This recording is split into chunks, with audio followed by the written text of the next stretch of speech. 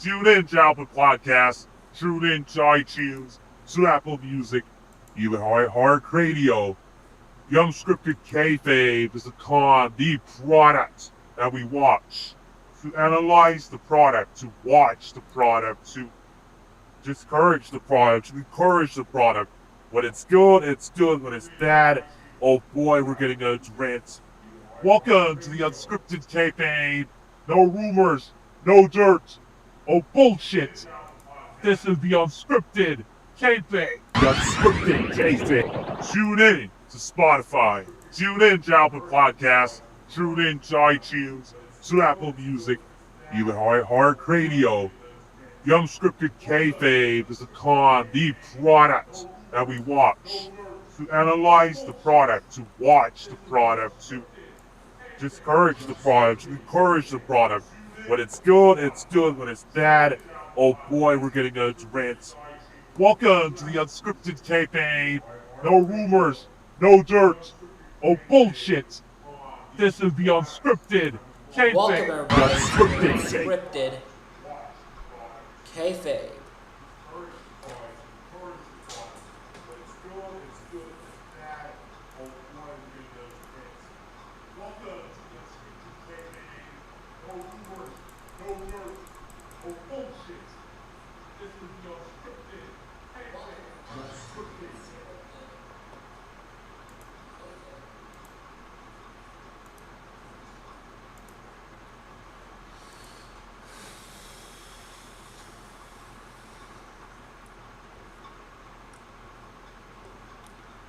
Can I be heard, chat?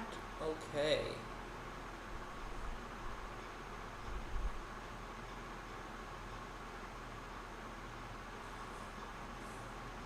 What's media 2? Okay, I got it. Sorry. I was just checking what the fuck that is. We gotta go check the stream.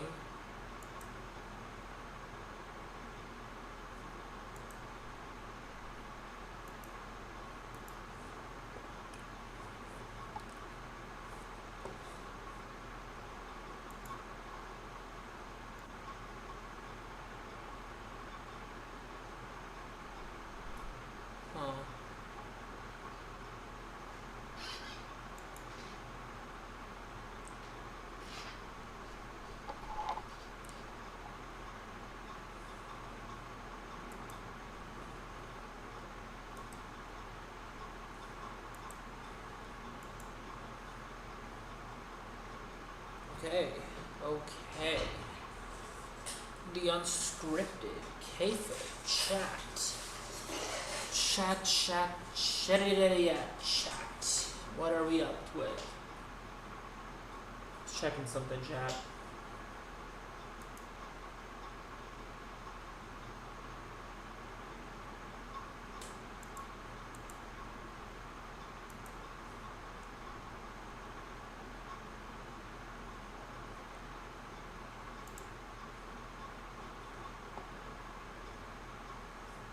You might say, oh, the title of the video might be rage bait. No. Usually,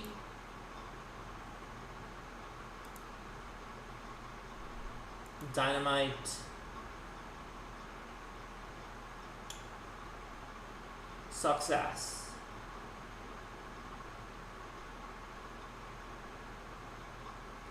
I don't know what the fuck, in what fucking universe was it right now that I actually did enjoy the show.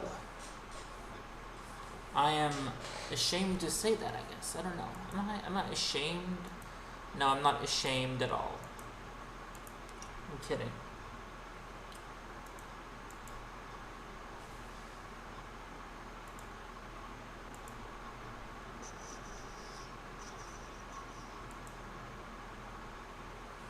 I am not ashamed at all, chat. I am not ashamed at all to say that.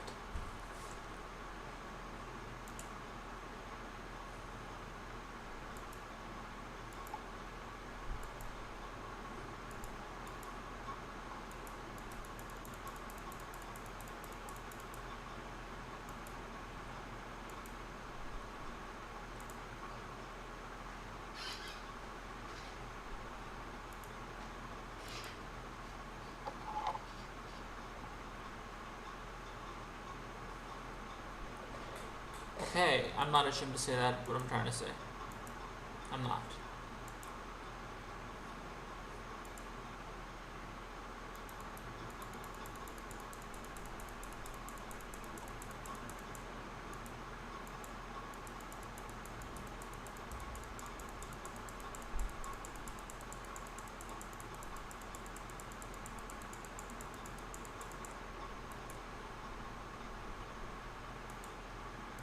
Just checking the, you know.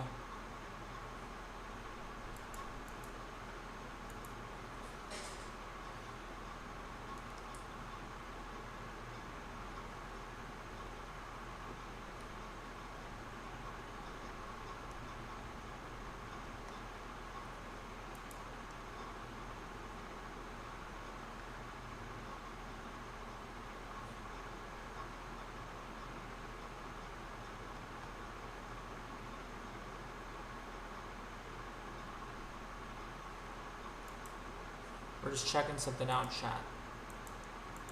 Hopefully we're ready to go. Ready to go? Yeah, we are. So, Dynamite. It disappoints. You're not shocked to probably hear that. Always. It's very keen on disappointing me a lot of times. It is. I have been very disappointed with Dynamite. The majority of 2025, we can talk about the amount of ridiculous trios matches on that show. The amount of ridiculous fucking trios action. It's like, what the fuck? Trios matches can be fun. But a person who has to sit through these matches every single fucking week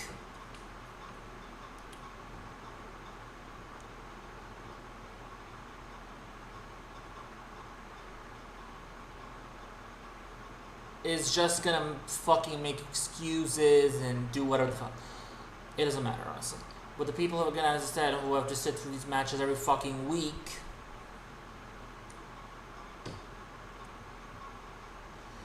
I don't like that. I don't like.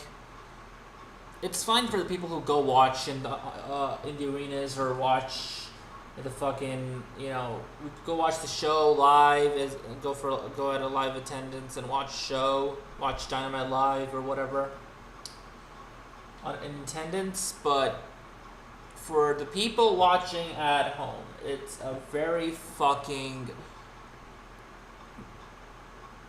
just dread, honestly. It's painful, in more words to come. It was painful, in more words to come. And majority of reasons why Dynamite was fucking awful in 2025 was because of the amount of the over-embellishing of trios matches. Don't mind trios matches. Don't mind trio matches, guys. Don't fucking mind that. Mind my mind. Fuck out of here. I'm kidding with you. But don't mind trios matches. Don't at all mind trios matches. Trios matches are not the fucking fault, and it's not what I meant you to say about trios action on the show, but that's not the problem. The problem for me is the over-embellishment of it. And don't mind the trios matches, as I said again, we got money matches, we got ludicrous fucking all-star matches, 5-men, like, Dynamite was insufferable to watch. There were, like, a couple of them that I liked. The one they had in September when they were at the ECW arena. When they went to the ECW arena.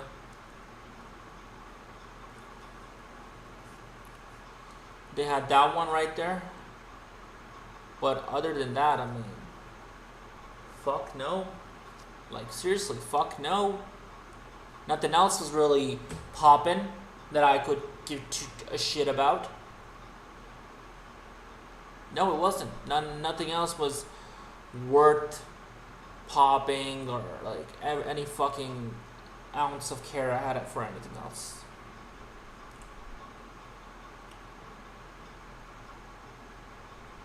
But it doesn't just get from Dynamite, it gets to like, so that was a problem. That was quite the problem that we had this past year, and I used to get to hear people saying AEW Dynamite, people who are just fucking clueless, the sickos. Hey, this is the best, AEW's best year is 2025. No. This was the term that I kept on hearing, AEW's best year is 2025. What the fuck are you talking about? We didn't have the best storyline in 2025 in the history of AEW. Never mind, fucking best year.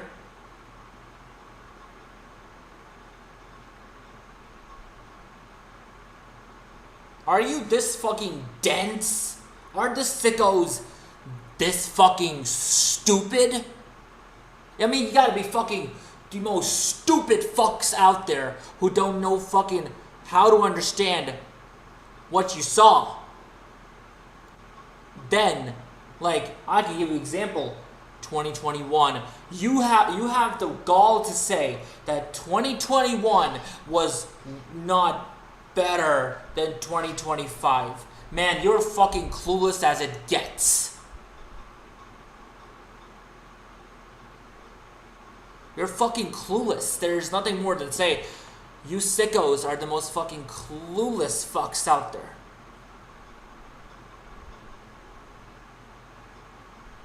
You can't count to fucking 10. Can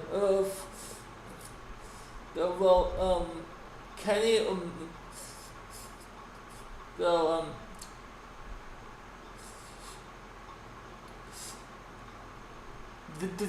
Dead Rider angle was so good.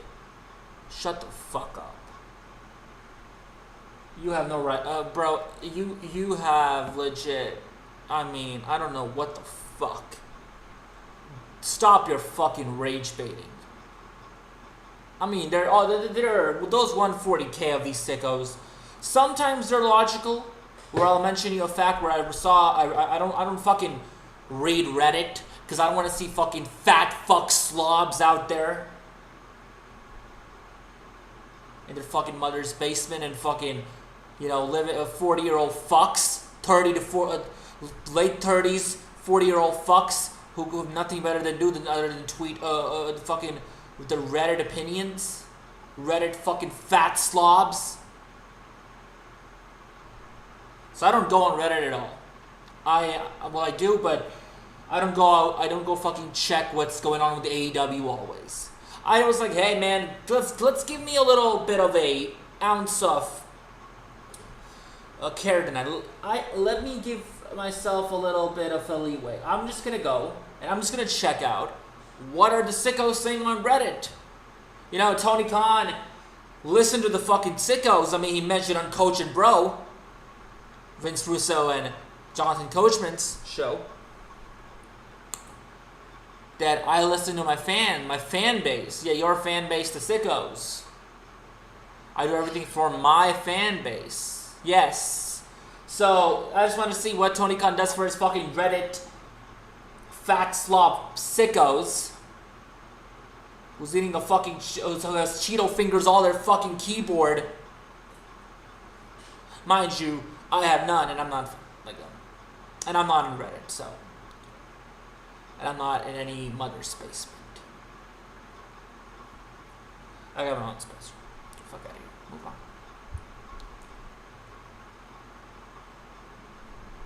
Like, you have these fucking just stupid. People are stupid. So anyways, mind you, I was like, hey, I'm just gonna go check this shit out. I'm gonna go check out what they're talking about. What are they talking about in terms of what the fuck they're talking about? As you can see, there's a gray here on my overlay that we have done here, right? There's a gray here on the AEW World Championship. That is sadness. I am fucking sad. If I'm fucking sad. I'm kidding, I'm not. But honestly, that's grief for MJF not being the world champion. That gray on the AEW World Championship, that represents dread. That represents ice cold. MJF is the it guy. You can fucking tout me about Jon Moxley and Swerve Strickland, and fucking Adam Page. No. Ain't no shit that Cowboy Shit is the top guy. And Cowboy Shit didn't even fucking get to be the top guy because the company can't fucking book him better. His run couldn't be more awful.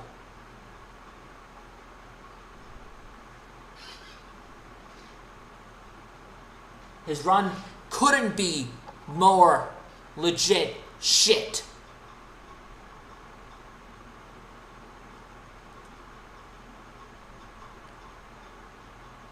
Cowboy Shit doesn't fucking matter to me. What matters to me isn't Cowboy Shit. What matters to me is fucking MJF. Because they didn't give a fuck about Cowboy Shit. They fucking let that shit swimmer and they buried it. And the way they gave Cowboy Shit a fucking reign, I will dread to the day to see him ever have a reign. A fucking reign that doesn't last a week.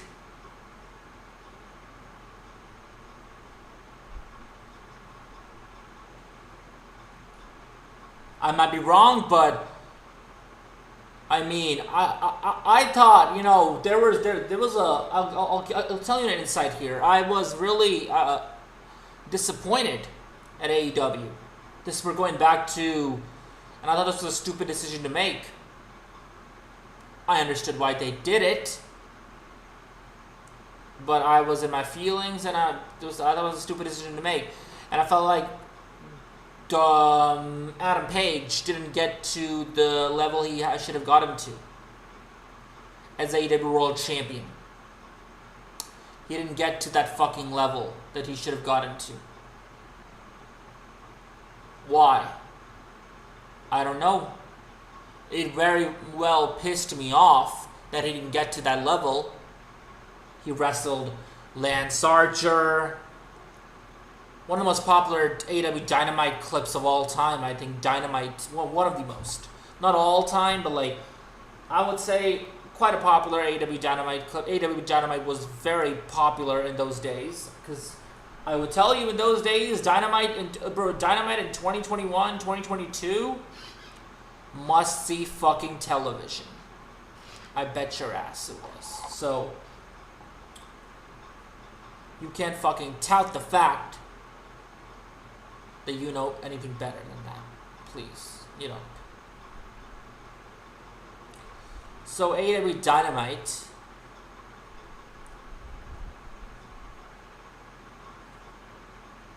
as I mentioned again, was very must-see. Very must-see, honestly. It was.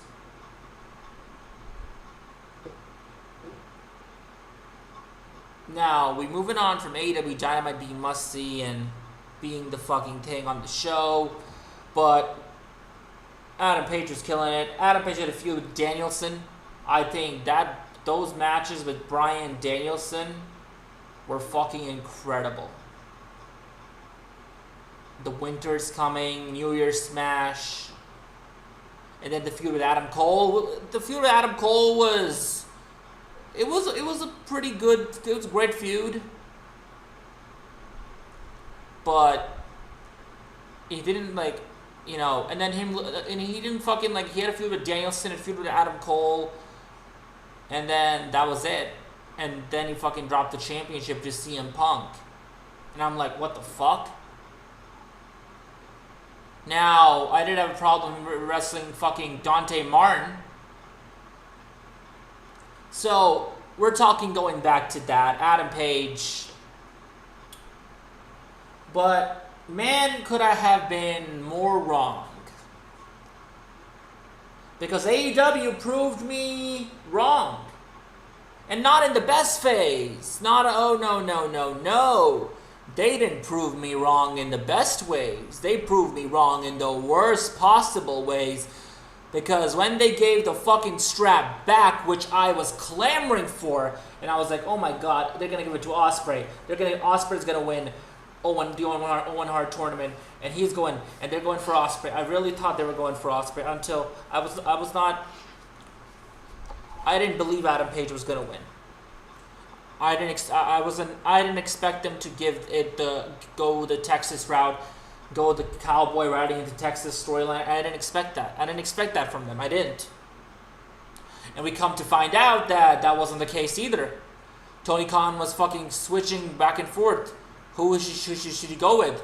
Adam Page? And Will Ospreay.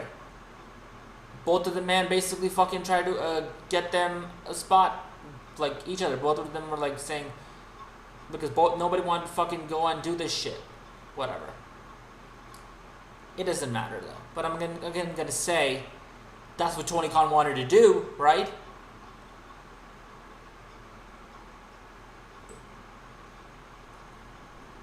That's what Tony Khan really wanted to do on the show. There's nothing more examples I can make you understand what he wanted to do on the show that you don't fucking understand yourself.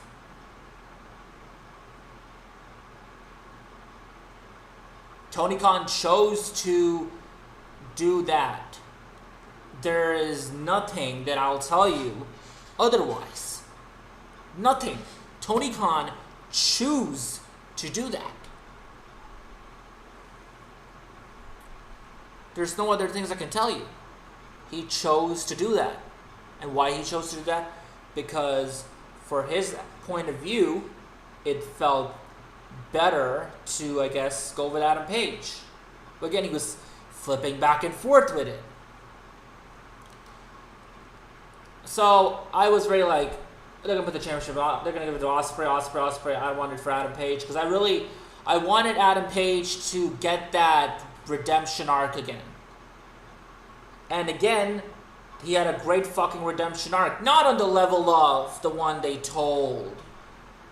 As much they want to fucking embellish themselves and say, it was the best rivalry, cough, of 2025. Motherfucker, shut the fuck up. Best rivalry? Adam Page versus Jon Moxley? Are you fucking kidding me?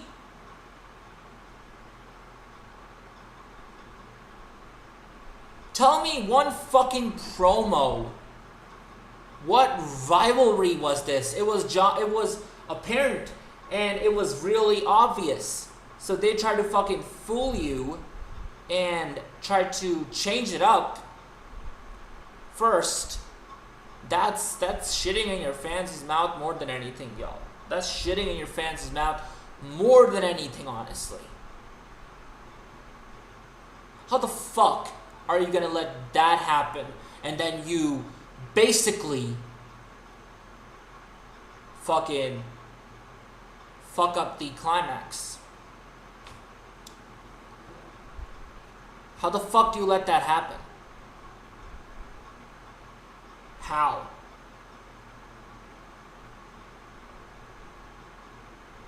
How do you let that happen? There's no explanation, right? There's no fucking... You can't let that happen. But they let that happen. They did.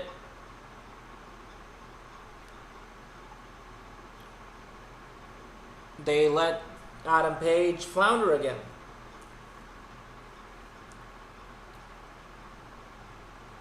We can go over that, definitely. But again, back to my point, Adam Page, I thought they were going to prove me wrong. I thought. And I'm like, okay, they went for Adam Page. I was like, they can tell such great storytelling. It's a perfect storytelling. I feel like this is going to help Adam Page. It's going to be a redemption arc. And again, it was the best story they told all fucking year in AEW.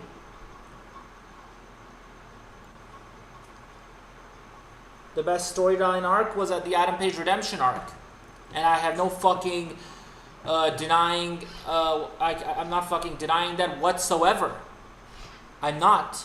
There is not even an ounce of that I'm denying. I am not fucking denying that. The thing that I am denying is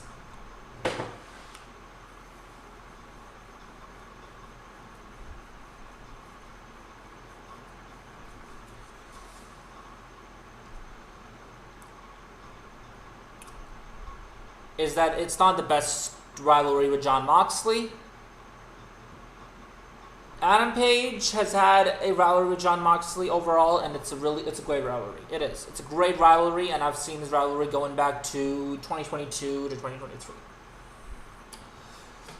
This was not his best feud with Jon Moxley. There was a better one a few years ago. Many years ago. There was a better one. This was not the best. I love Hangman Adam Page. I do. But Adam Page is not the guy that they would want him to make him to be the guy. They didn't even try. And again, I said the redemption arc wasn't on the level even close. Like, you cannot tell me just because it's a fucking stadium that you can't even sell out and you fucking lie and embellish the numbers. I thought you were better than that. I thought you weren't WWE. I thought you were better than that, and you weren't WWE at all. You were the alternative. Man, you can never call yourself the fucking alternative ever. You do scummy shit as much as WWE has done in their fucking corporate life. You do as much scummy ass shit as much as WWE has done. So look in the mirror and see that you're a fucking hypocrite as they come. Elite. AEW. So, over embellishing the numbers, going back to All in Texas, and even though it wasn't it was in the fucking stadium, Globe Life Field and All in Texas, Dallas. I think it's just Dallas, right?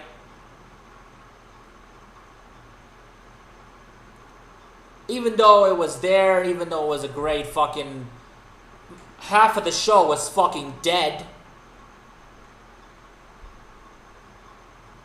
The show, I think, was a great show overall. It could have been an incredible All in Texas.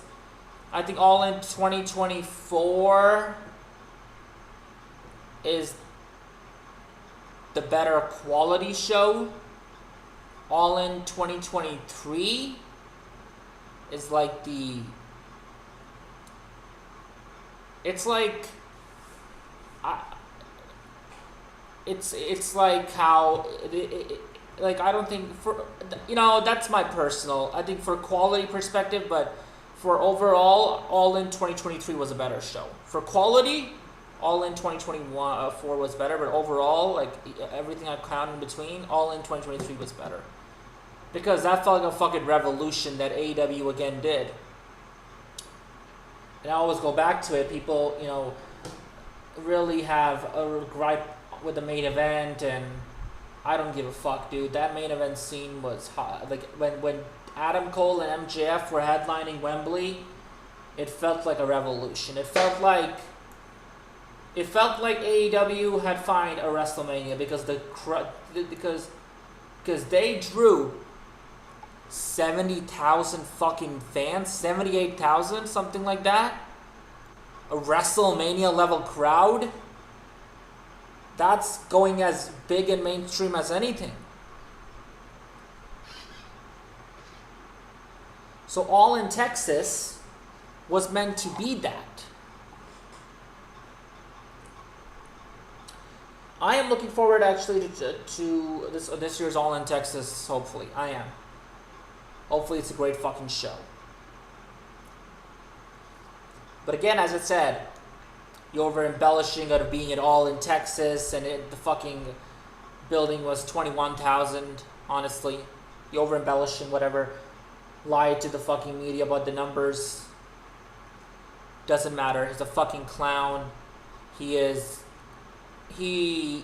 does things very WWE-esque. And then he fucking denies it. So I don't give a shit. I mean, the fucking stages are very WWE-esque. Like, are you fucking kidding me? Check, like, the stage at Dynamite is very WWE-esque. The fucking barricades and the LED screens on the fucking barricades are WWE all over that. Alternative, my ass. Fucking alternative. Get the fuck out of here. Alternative? No. Not even close to being alternative.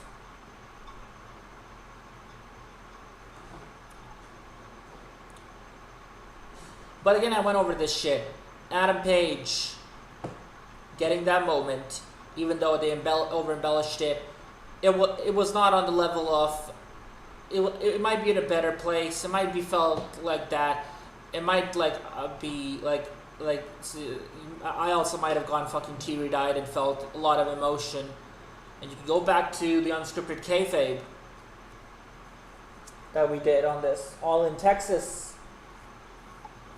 episode 5. I don't know what it was then, July, nearly a year ago. You can go back to that episode. You can episodes 5, 6, 7. I don't know what the fuck it was.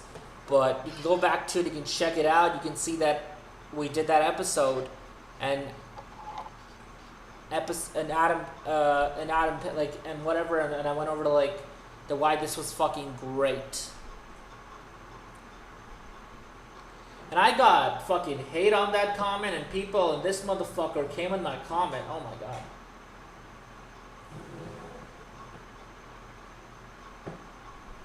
Like the amount of fucking death threats you're talking about, you get from people, you know? I'm like, what the fuck? Like, honestly. I'm like, what the fuck is this guy doing? Like, and I just deleted his comment. Like, I was like, fuck out of here. Blocked this. I was like, I deleted his comment. I'm like, I don't want to see people see this fucking negativity on this show. Like, because only I was praising AEW and I thought this was you know, me being a fucking fool, I think at that point fucking thought, or even I think I was being a little bit of a fool, and I was very pro AEW because I was very being just fucking done with WWE's boring slop on Netflix on weekly Monday Night Raw. I was just fucking done with it. I felt like I'm just so fucking done with this shit. And lo and behold, you know, it got not worse. I mean, it turned out to be what it was. I'll just say that overall. It turned out to be what it was. But I was over embellishing it myself, and I was saying that this is AEW. After 2 years now, we're gonna fucking go back to that level of greatness that they were doing once. I honestly want to see AEW back in arenas. I want them back at good strength. I want to see AEW back when they were hot. Do we fucking forget the fact when AEW was in the arenas from 2019 till 2023 when they were doing shows in arenas?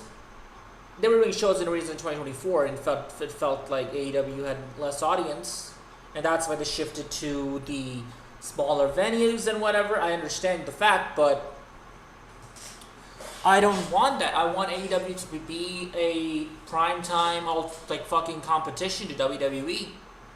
You're not the alternative.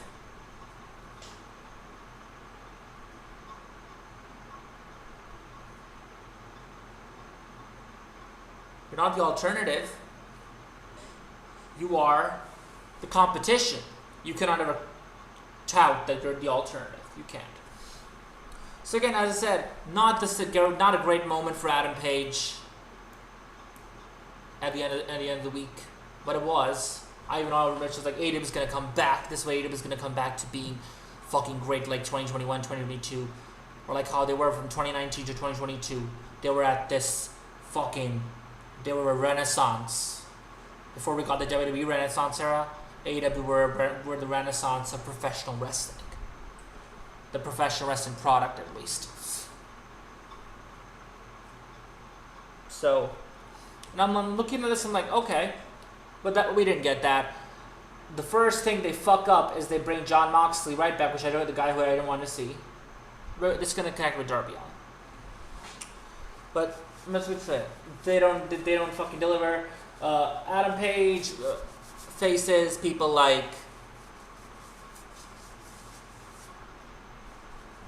Kyle Fletcher, and they have him go longer, 40 minutes, and that made him fucking great, I guess. No, it didn't.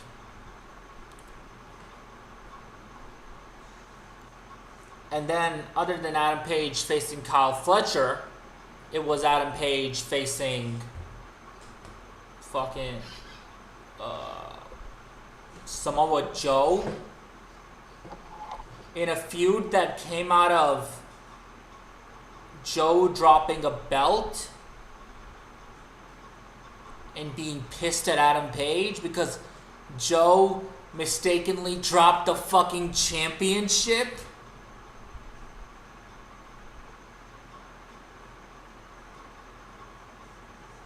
Who was this booked by a 2-year-old?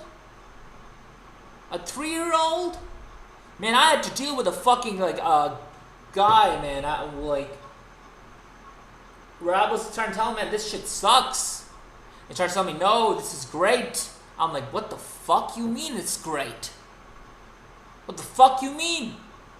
I'm like, I have an open hand conversation with the guy. I'm like, what the fuck you mean, man? This shit is great. How the fuck can you make me think that Samoa Joe dropping the championship himself mistakenly is gonna make me believe that they hate each other?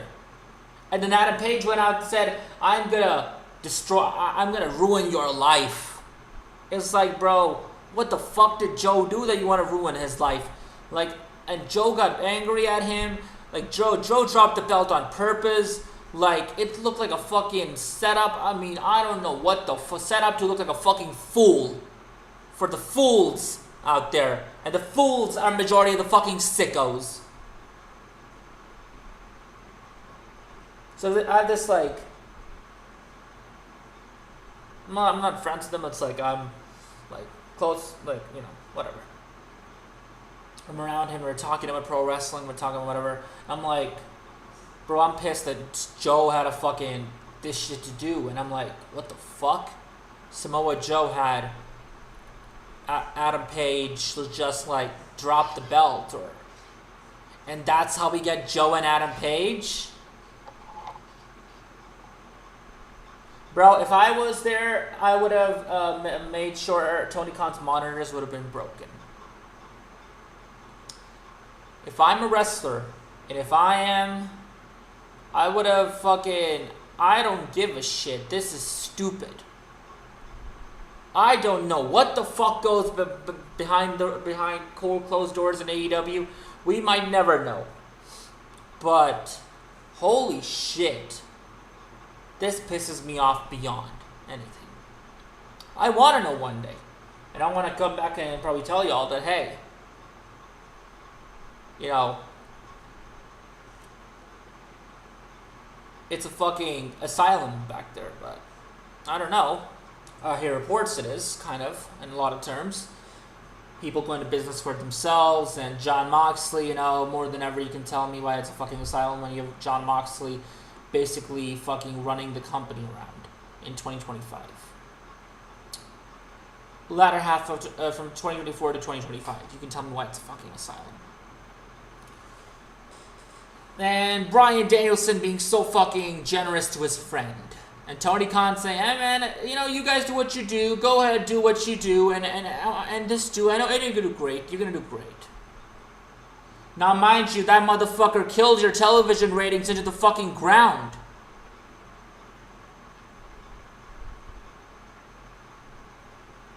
So, I mean, hilarious is what I'll call it. I'll call it fucking hilarious. That's it. Nothing else.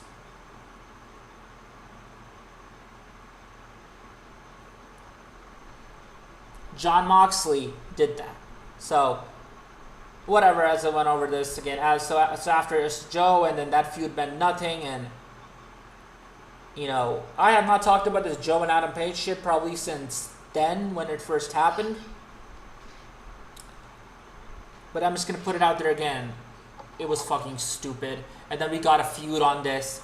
And then Joe turned heel on Adam Page. The fucking Ops turned heel. Shibata turned heel. Fucking, not just Shibata turned heel, chat. Fucking Shibata turned heel. Hobbs turned heel. Now known as Royce Keys in WWE. And then fucking on Full Gear, Hook comes back. He turns heel. And I'm like, and Samoa Joe wins the AEW World Championship. So, yeah. And then, you know, the most embarrassing thing of all embarrassing things, they have Adam Page wrestle fucking Taga style Lee Moriarty. Bro, what the fuck we're embellishing about Ring of Honor at that time? I don't know what the fuck that was. Lee Moriarty versus Adam Page. And Bryan Danielson's fucking hyping us. Is a great fucking he's one of the best wrestlers I know. He's close to being better than me. I'm like, what the fuck is he saying? Touting this guy to be the best fucking, the next coming of Bryan Danielson or something. I'm like, what the fuck? Or Lance Storm.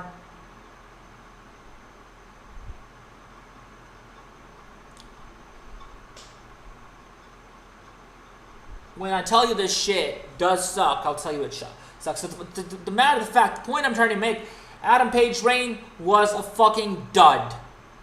40 minutes going with Kyle Fletcher didn't give nothing. 40 minutes going with Kyle Fletcher didn't do nothing. Having the most fucking illogical, dumb as fuck. It's like you are either a 3-year-old or a 2-year-old to even... Bro, I can even tell a kindergarten, he will say, this is stupid. How the fuck are they fighting because of a man dropped the championship? Because he dropped the championship. Why? Bro, I'll tell a fucking kid and he'll tell you that too. This is fucking stupid. We have legit baby... We have fucking baby logic for Adam Page's reign. So, no, this reign wasn't better than the one previously, and this redemption arc wasn't better, and even I was at that time saying, oh, this could be better, I think this is better. No, it wasn't. They didn't fucking reach the climax. They had John Moxley and Adam Page the next fucking week on Dynamite, following week, in a regular match. We honestly needed John Moxley facing Adam Page right out of the gate. Like, John Moxley couldn't take time off. So, no, it wasn't better. And no, that fucking storyline was better. With the redemption arc of Adam Page, where he became sober. In the meantime, he had a baby boy, and he fucking fought his demons. His fucking addictions. And he overcome them, and he basically became sober and became a better man for it. in storyline. In storyline, Adam Page. So that was a fucking great payoff. And the payoff was fucking great. The climax was great. This one with Adam Page was fucking shit. It was Jon Moxley again. I really thought MJF was gonna come out. It would be MJF. But no, it was Jon Moxley and the fucking Death Riders again. So no, number one, they fucked up the climax this time. They fucking nailed the climax the last time. Just saying that Adam Page reign before, even though I thought then it wasn't great. My God, I think compared to this, it was quite good.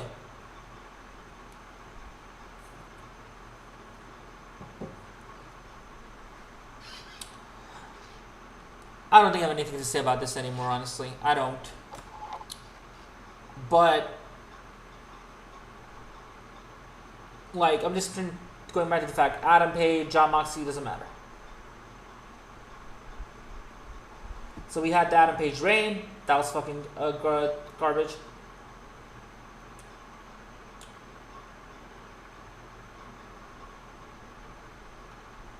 Now let's get into what I was trying to tell you about. So the sickos, mind you, they're fucking clueless as fuck a lot of times. I go check out the Reddit page, AEW/official, and it's written there, Big Bill fans. I'm like, okay, Big Bill fans. Huh, interesting. And I just want to see what the fucking sickos think of.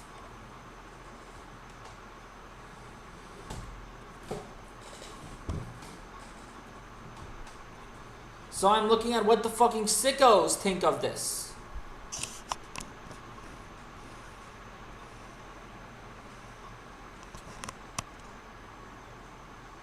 So I'm looking at that shit, I'm like, what the fucking sickos think of it?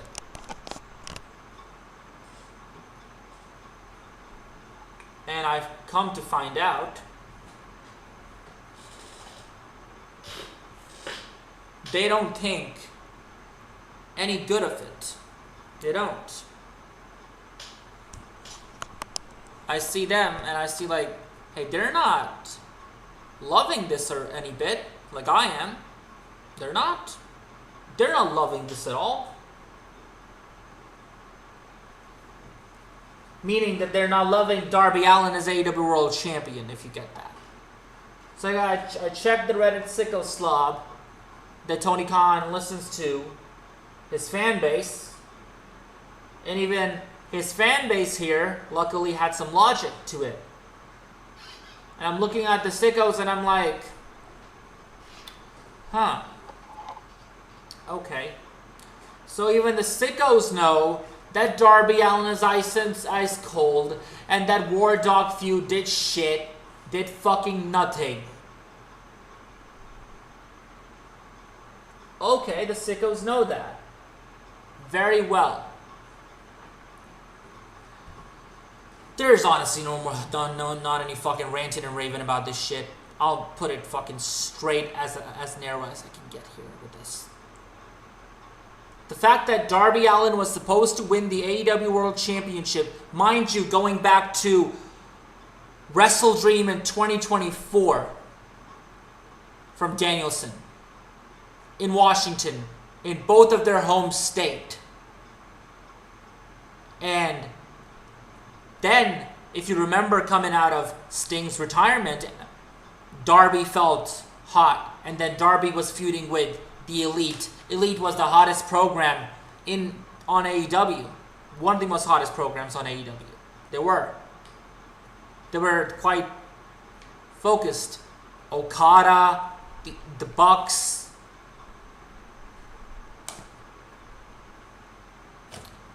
Okada, the Bucks. They didn't get a good fucking payoff to it. The Death Riders came along. But again, I said, Okada, the Bucks, Jack Perry, scapegoat. They were quite the fucking deal on the show. They were. And what the fuck happened? We don't need to get there about it. But anyways, they were quite the fucking deal, and Darby Allin was kind of trying to save AEW from them. Darby Allin was like trying to save AEW from them. Honestly, I wish the championship went to Adam Page. Would have made more sense if Adam Page won the championship from Swerve. But doesn't matter. The shit really didn't fucking get a good, proper conclusion. I'm just saying Darby Allin was quite Darby Allin was hot then, and Darby Allin was fucking doing good shit then. Okay? Darby Allin was on in the shits.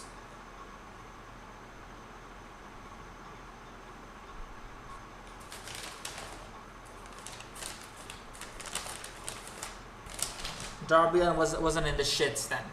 He wasn't. He was doing fucking great. Like he was very, very featured in the big prominent position on the show. He was a big prominent storyline, the biggest storyline they were telling then. If it wasn't MJF and Will Ospreay, it's before Danielson and Swerve. He was in a big prominent position on the show then.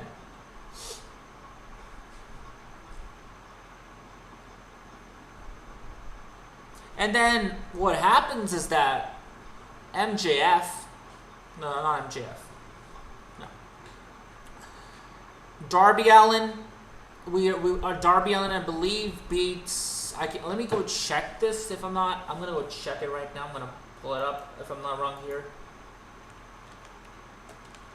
He beat Jack Perry ended that feud with Jack Perry. It was great. That was great. Honestly, I love that match. The casket match they had, coffin match, not casket, coffin. He beat Jack Perry.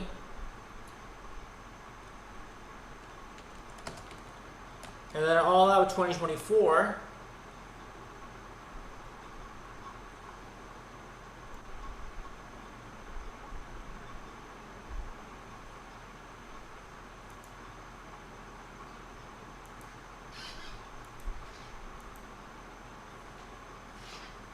Okay, he probably didn't wrestle in All Out 2024. I was just checking that.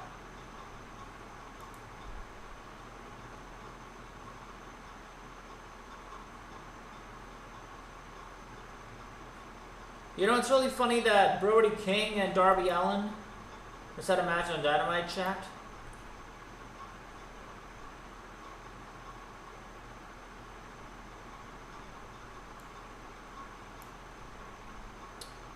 So anyways, back to what I said. He beat Jack Perry, and now moving forward, he was eyeing for the AEW World Championship after All Out.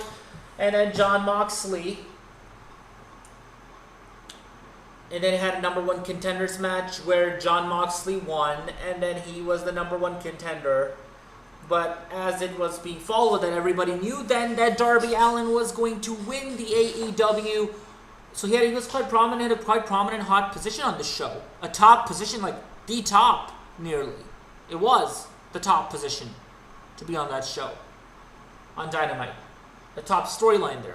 So, now coming out of that, I think it was going to be Darby. Yeah, no, I don't think it was going to be Darby. There's a report, there's fucking confirmed reports on this.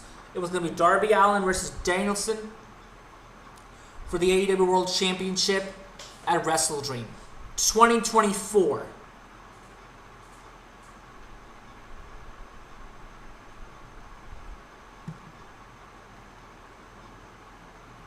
So, we have that moment, right, where Darby Allin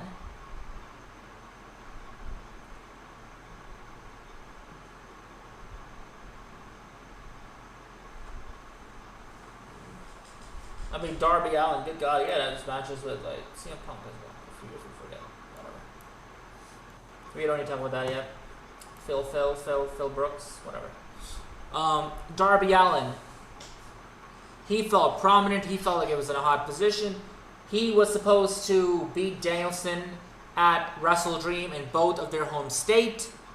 It was going to be the Darby Allin Darby Allin was supposed to win the AEW World Championship then. Jon Moxley pitched a storyline that he really wanted to do this character from Romper Stomper, and we got a fucking colossal, whatever you want to call it, dreadful shit, straight up. The Dread Riders on Dynamite we got. So Danielson said, okay, he listened to his good buddy Mox, and he fucking gave him the fucking ball, and he retired Danielson, and then retired him as a full-time wrestler. That was Danielson last time wrestling full-time. And that was it for Danielson. So he retired as Danielson as a full-time wrestler. Moving forward. It's crazy, man. We lost Cena. Danielson doesn't wrestle anymore. Cena doesn't wrestle anymore. AJ Styles doesn't wrestle anymore. What the fuck is going on? It's fucking crazy. It's weird. Doesn't matter. He retired. Whatever. Danielson got retired. Mox retired Danielson. Moving forward, it was a feud with Darby. Darby got his fucking sent down the stairs, kicked out, the Death Riders dropped him from the fucking stairs or kicked him down the stairs. So he's out of action. We see Darby Allin then, in kayfabe, and then out of kayfabe, he's going out there to climb Mount Everest because he fucking didn't get to do that in 2024 because he got hit by a bus. If you guys remember that. Darby was supposed to climb it then, and he didn't get to. So now people look there. Everybody knew. Everybody in their fucking mom knew that Darby Allin was going to come back before All in Texas. He was going to win the Owen, and he was going to challenge Jon Moxley. He was going to come back by AEW Double or Nothing, mind you. He was going to come back by Double or Nothing. Actually, not Double or Nothing. He was going to come back by Dynasty.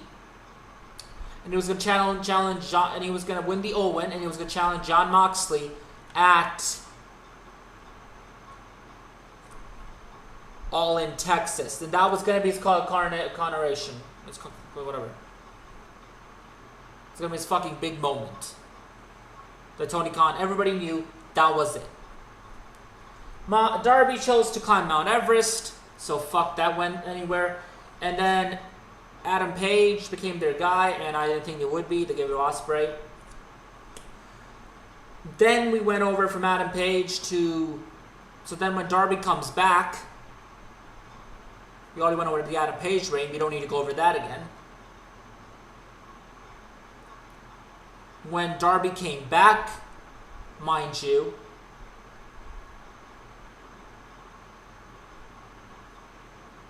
it very much didn't become a problem at all. It didn't. It didn't become a huge problem really on the show, and people didn't fucking care about it. Mind you, when Darby came back, Darby Allin was very over. He was. He had that. He came back in a fucking big way. Came down the fucking rafters of Texas, of Globe Life Field. He came from the top of the stadium. It looked fucking dangerous. It looked fucking crazy. From the top of the world he came. That's what they said. Darby will come repelled from the top of the world to take out Jon Moxley and the Death Riders. They were telling the Sting versus Hulk Hogan angle here, basically. The Sting versus Hogan thing was basically told right here, repeated in a way. Nothing else for not much for anybody to know about that. It was very obvious what kind of story they were telling there. What kind of story they wanted to tell there, honestly. It's clearly fucking obvious to everybody. That was the story they wanted to tell there. They did. Then he comes back. He's looking as hot as can, and he costs Jon Moxley the AEW World Championship against Adam Page. That's how they start the feud, and then he just gets his ass fucking beaten to a pulp by the Death Riders. Then we see him facing Jon Moxley in a lights out steel cage match, whatever that was. Ospreay, Omega, fucking Hobbs, I don't know who was in it. Omega, Ospreay, Allen, Tanahashi.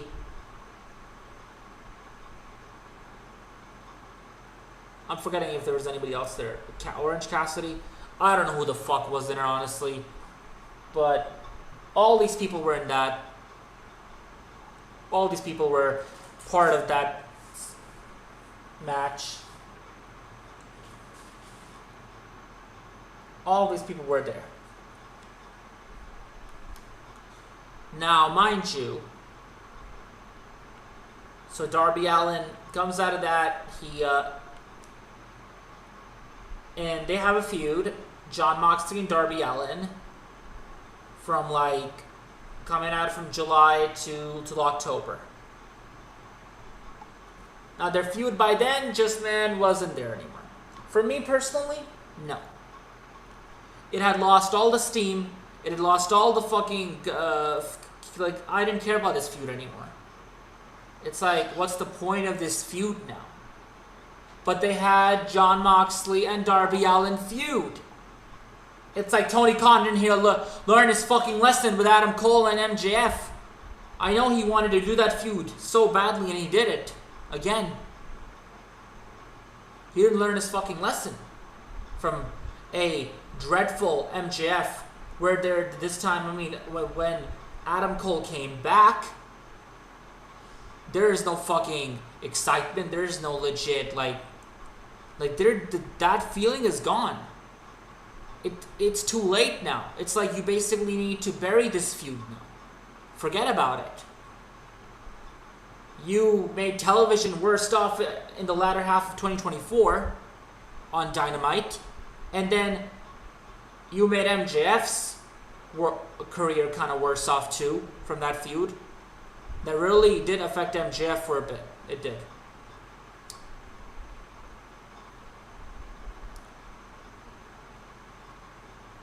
It was stupid. It was just a waste of fucking time. Everybody's time. Darby and... Not Darby, sorry. But MJF and Adam Cole. Like... When when you know it's dead, when you know it's fucking done, and when you know it's all over with, you don't need to bring it back. You know that it's not gonna work anymore. You know that it's too late. But no, he had to do that in 2024, and then when he did it in so he had to do that in 2024. And I was thinking he learned a lesson after that. Man, I fucked up, and I haven't done that. I shouldn't have not done that, honestly.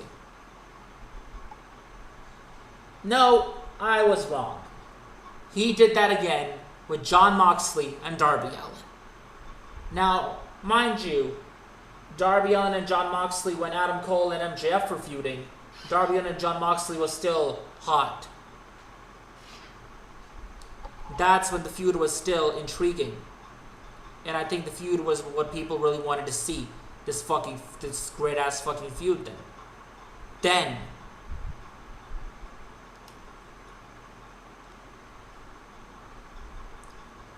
After that, Jon Moxley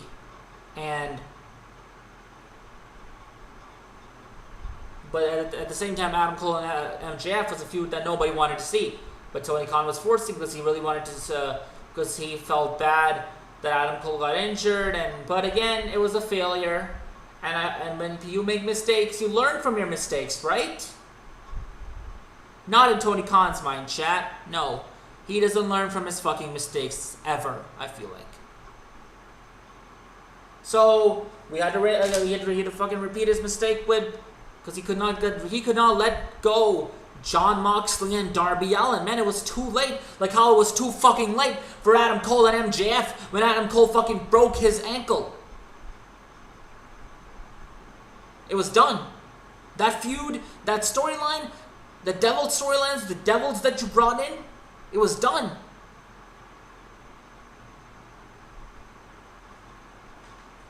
It was all done.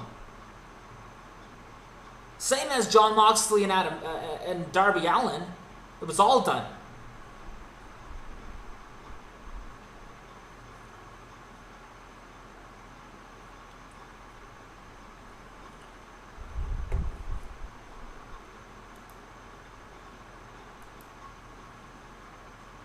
All of it was done. There's no excuses here to make. All of it was done. Darby and Moxley, there was no legit, it was too late. I don't know what words I'm trying to use here. There was no legit intrigue in the feud anymore. It's too late. It's already it's gone stale now. Nobody cares about it. You gave the moment to Adam Page. Move on. They had that feud linger around for 3 to 4 fucking months. And then he kept on, bro, he was feuding with the Death Riders and the Death Riders mercenaries. He never got out of that fucking bubble, Darby. The dude had been feuding with the Death Riders since fucking Wrestle Dream 2024. Sorry, not Wrestle Dream 2024. He had been feuding with the Death Riders since September. That's when Jon Moxley came back as the Death Rider. Or late August, doesn't matter, of 2024. After All In, Wembley. 2024. Where I think Jon Moxley didn't wrestle on that show. I don't think he did. So, he came back after that, Mox. From that show, right?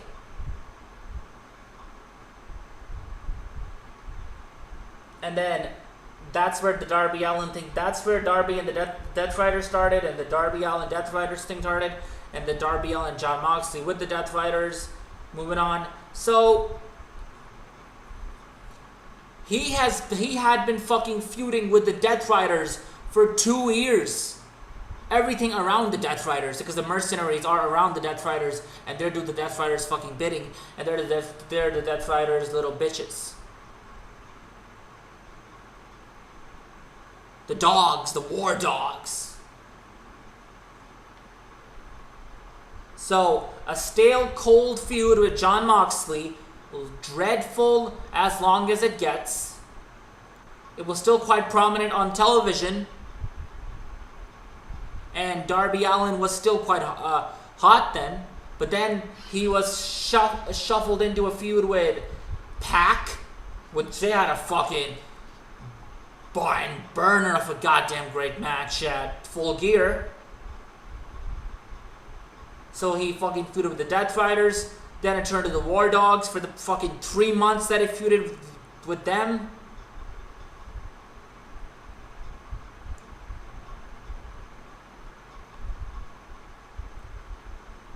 Then he feuded with the fucking War Dogs. It's okay, that's what we're doing.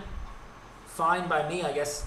I would say not fine by me at all, but whatever, I guess. That's what they want to do. Who am I to say anything about that? So then he does that fucking feud with the Death Riders. He does all that fucking feud with them. And then we have this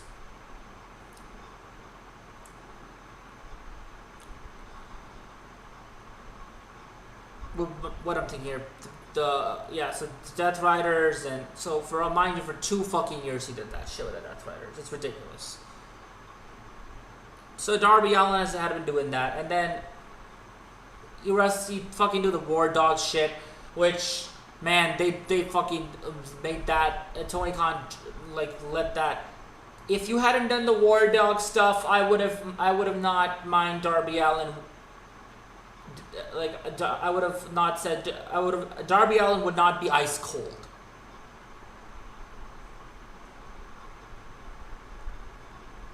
Darby Allin would not be ice cold. As a character on Dynamite, on AEW Dynamite, he would not be ice cold. If you would have done Darby some justice there, not have done that fucking War Dog ice cold. Man, even the sickos, the AEW fucking slophead, redneck, fat fucks, they even know that. Who are fucking, tweeting with their fucking Cheetos and their fingers and whatever the fuck. Even they know that it's not that obvious that Darby Allin is very ice cold. Tony Khan does things very biased. I'll just tell you that. So, all of this, as I said, there's no ranting and raving, sure, so maybe if I did it, I could shit it because there's something that I still fucking find Tony Khan doing fucking annoying. Pisses me off. But, there's no ranting over here.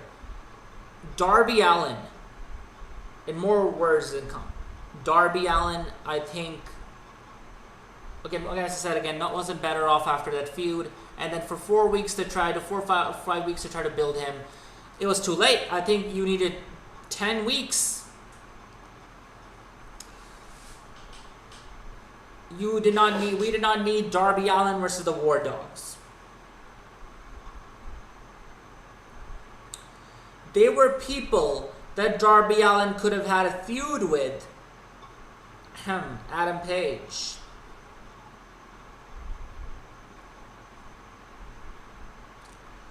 Do people really fucking forget that?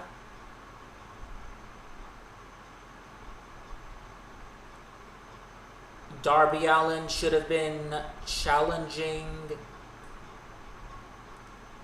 Adam Page for the AEW World Championship at Full Gear, and then losing that match from Adam Page, then losing that match from Adam Page, MJF, Swerve Strickland,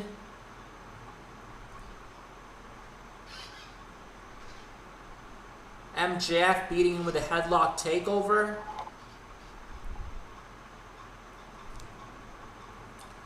I mean, beats me, man. Beats me.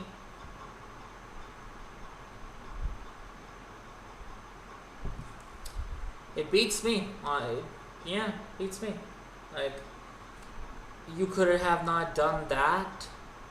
You could have not had Adam Page face Darby Allin, and coming out of that, Darby Allin, Adam Page, Swerve, and MJF. Did you really need Samoa Joe in that spot? You made a stupid ass fucking garbage reason, and you want me to believe that this guy all of a sudden hates Adam Page. Like he fucking slept with his wife or something. He fucking raped his children or something.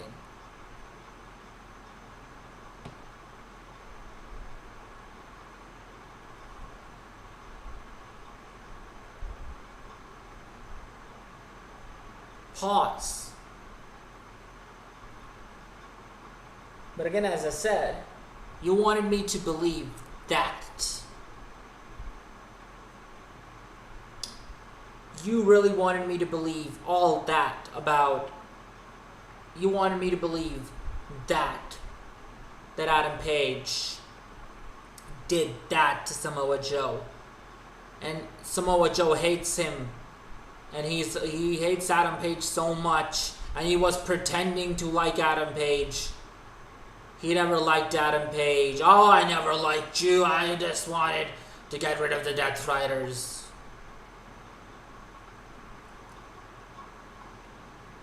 I already went over this on a Monday Night Review. If you guys listen to that.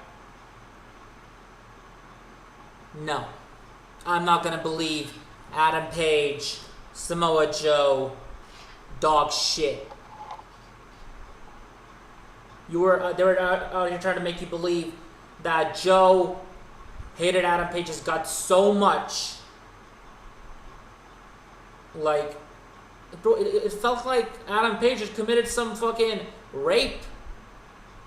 He had, like, raped his wife or something.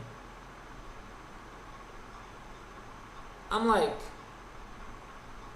what the fuck? This is the only way I can put it together. What is this ridiculous, fake-ass hatred for Adam Page?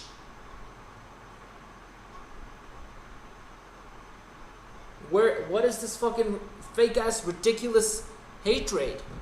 There should be none. Not even close to being none. There should have never been any fucking hatred for Adam Page. Like that. All of a sudden, because you dropped the belt and you are pissed at Adam Page. Wow, man. Just wow. It's funny. It's just fucking hilarious.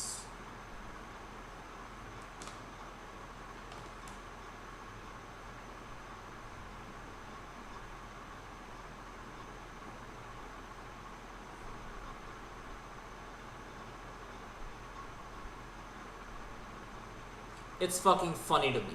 I'm going to mention this over and again. I find it really funny and just absolutely hilarious.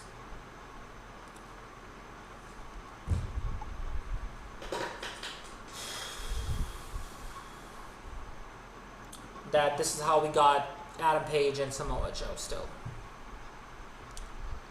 Because Samoa Joe got pissed that he himself dropped the championship. And now he hated Adam Page that much that he wanted to kill him, because Samoa Joe dropped the championship by himself, and now he hates Adam Page. What the fuck? What in the fucking narrative garbage? What in the most goo goo gaga Coco Melon? Not even Coco Melon, bro. What the fuck? No.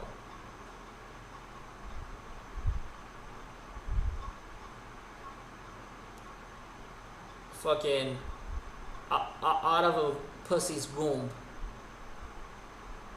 Dumb as fuck. No fucking brain. No fucking idea of how the world works. You came out of a fucking. It really felt like they came out of a fucking. This fucking story felt like it came out of a woman's pussy, out of her fucking womb, and basically.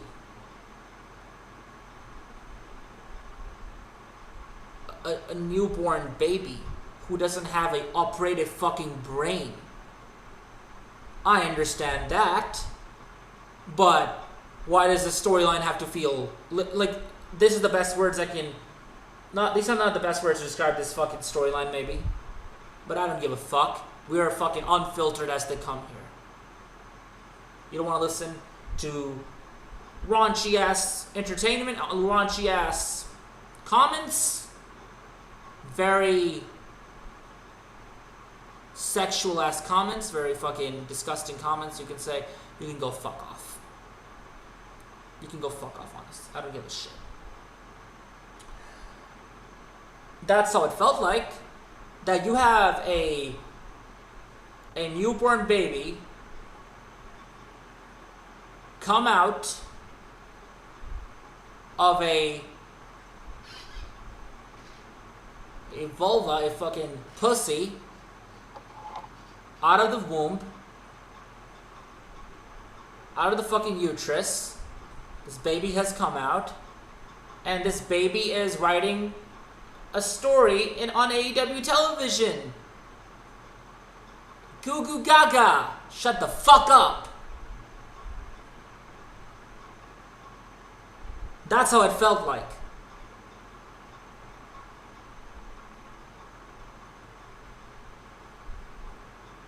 You pop this baby out from Tony Khan's pussy, and basically he fucking booked that storyline. Get the fuck out of here. Overall,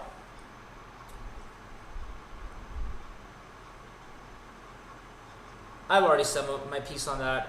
So, there were ways, again, as I mentioned, Darby could have been feuding with Jon Moxley, Darby could have been had a feud with Adam Page, if you want to keep him more, and then it would have made sense. It would have made sense. I would have, at least, if you would have done these steps towards Darby having a feud with War Dogs and being the most least prominent thing on television, mind you, the War Dogs, and then David Finlay joins them. First a mercenary with Gabe Kidd from the Death Riders pack to Gabe Kidd, and then from Gabe Kidd gets his fucking dogs and Clark Connors. To Clark Connors it gets to David Finlay, and they turn back into the War Dogs from New Japan Pro Wrestling.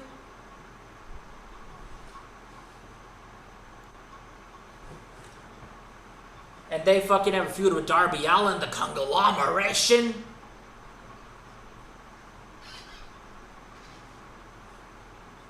And you want me to believe that now I'm supposed to all of a sudden believe that Darby Allin is so fucking hot and he's ready to take over the world. Darby Allin coming out of this feud is so prominent. No. 4 or 5 weeks of television don't do jack shit. It needs weeks, months of build to make a star that prominent on your television show for me to believe in them and see them in a position where I can see them winning the world title.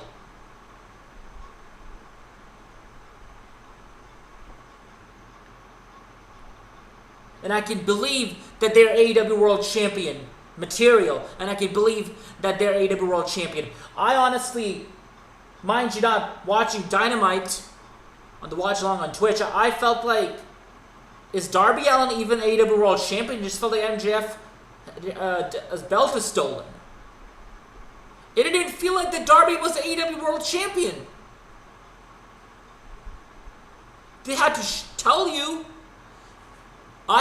It should be that I should already know. I should feel that he's AEW World Champion. If I'm not feeling that he's AEW World Champion, then what the fuck did you do?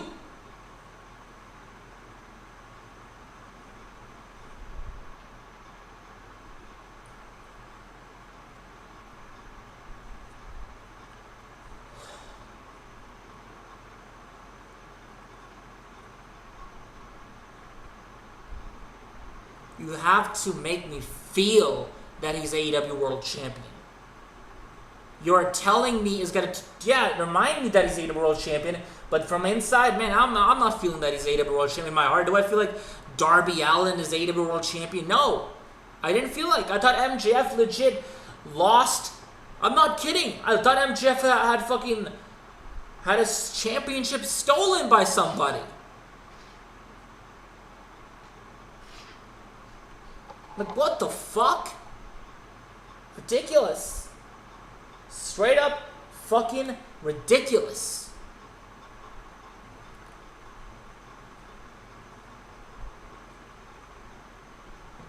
Ridiculous.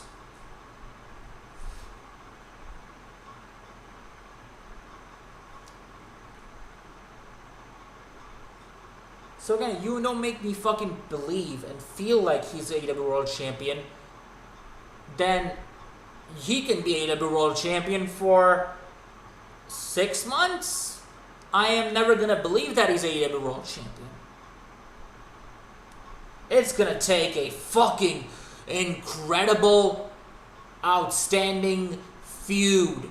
You gotta top CM Punk versus MJF to make me believe that this guy is AEW World Champion. Because in my heart, I didn't feel like, and the way I was looking at this, I was like, no, I don't see it. How?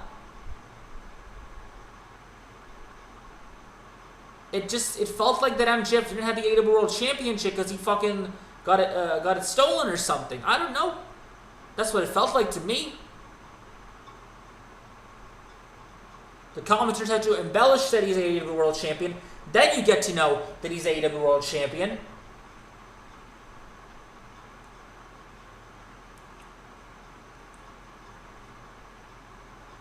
Ridiculous, man. Fucking ridiculous, straight up.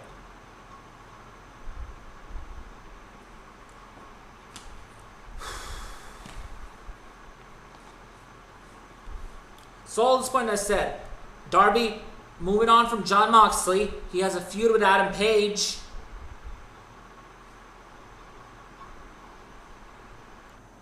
Or I would not even do the feud with Adam Page. I would end that thing, and if any way you want to get back to that, you can get back to that in 2026. And somehow, maybe, don't force it. Slowly, let us get back to it. Organically. I would have them get back to it organically, somehow. I think that could have been sort of revisited. It wasn't like it was MJF and Adam Cole fucking dead in the water. Like something was basically just dead, and you basically picked it up from the fucking grave and tried to electrocute it, jolt it back to life for it to breathe and suffer in pain again. Of all the disease that it was filled in, basically.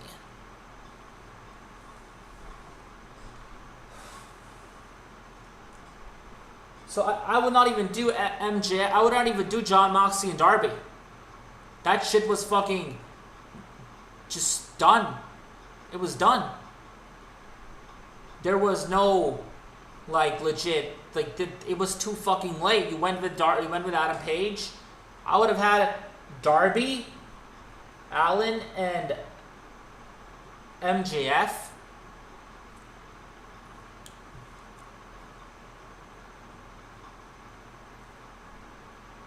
I would have had Darby, Allen, and MJF have a match.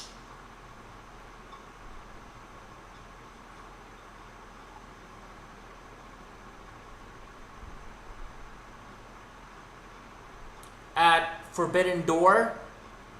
And then at Forbidden and Adam Page and Will Ospreay. That's how I send Will Ospreay out.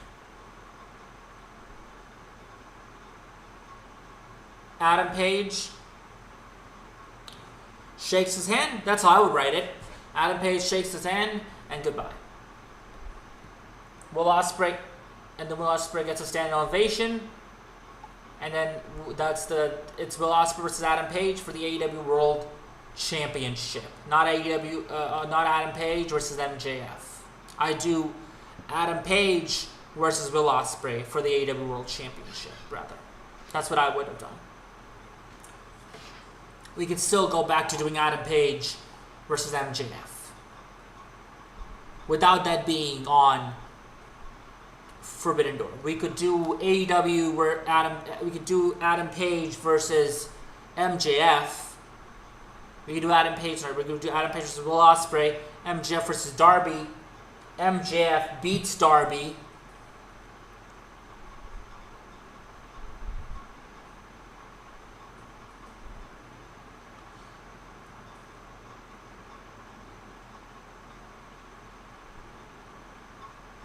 Actually, no, MJF doesn't beat Darby beats MJF. Darby Allin actually beats MJF. We move that forward to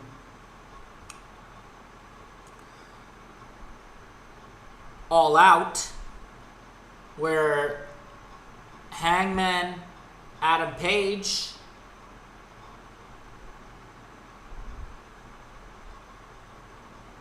wrestled.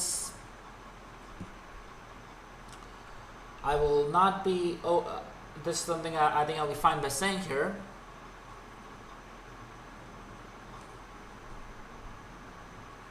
All Out, Adam Page wrestles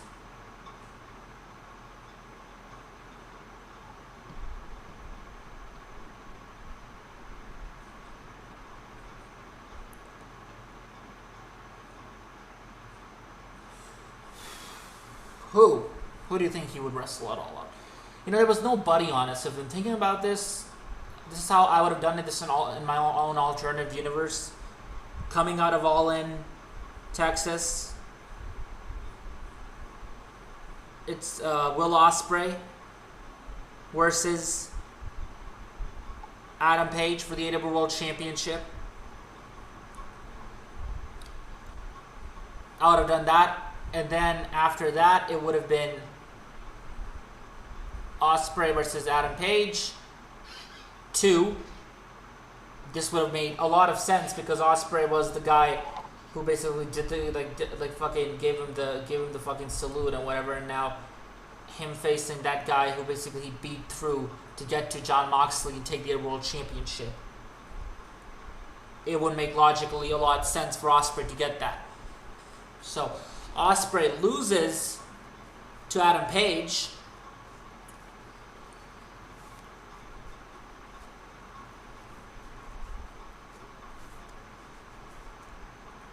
I would have honestly had MJF cash in the AEW World Championship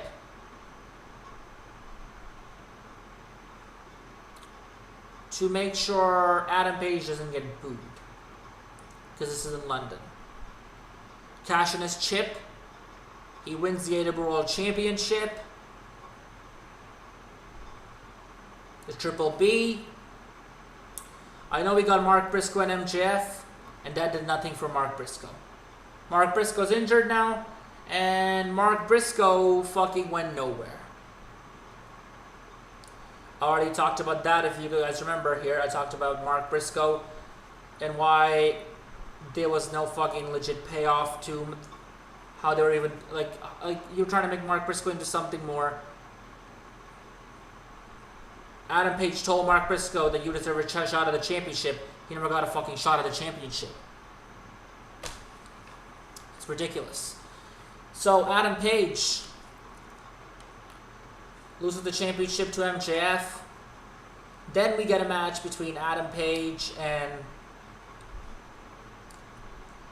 MJF at All Out.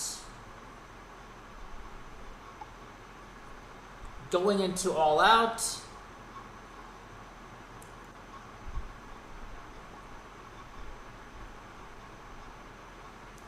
I don't know what Darby does. I'm thinking about this. Darby. Who would Darby really wrestle? Do you know anybody on the show that Darby? Like Darby Allin, like wrestling who, honestly?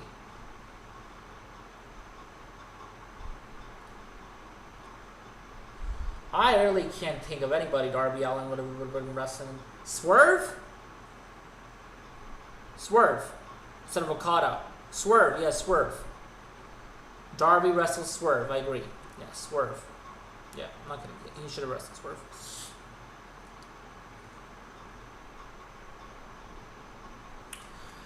MJF wrestles, or he wins the championship, doesn't matter. I think, thinking about this really, this is a really fucking creative, ludicrous situation here. MJF wrestles Darby. Darby wrestles Swerve. So MJF loses the championship. Fantasy booking might be here. That's my alternative universe here of AEW. How it happens. Adam Page drops the championship to MJF. He cashes in the chip.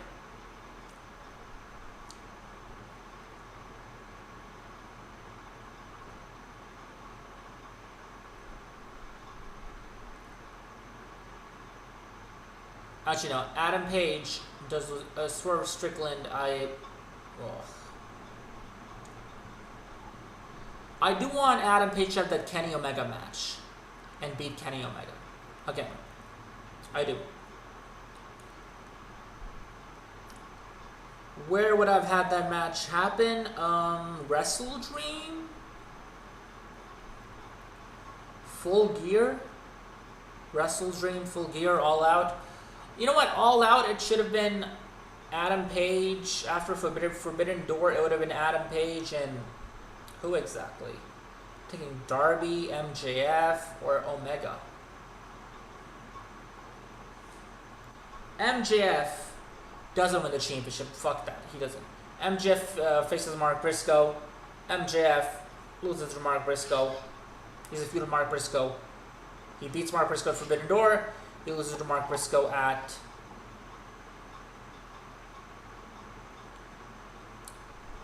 it's a little overbooked with MJF in there because we already got that. It's a little overbooked, but this is how I would have done it. MJF loses to Mark Briscoe by All Out. Kenny Omega and Adam Page have a match at All Out. Adam Page wins. Darby Allin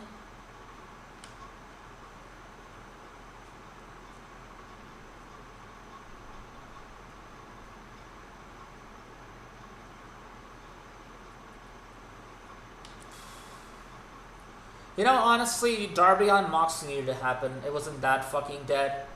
But the way they dragged it to Wrestle Dream, and I knew Wrestle Dream was their fucking end to the storyline always, and I hated everything about it.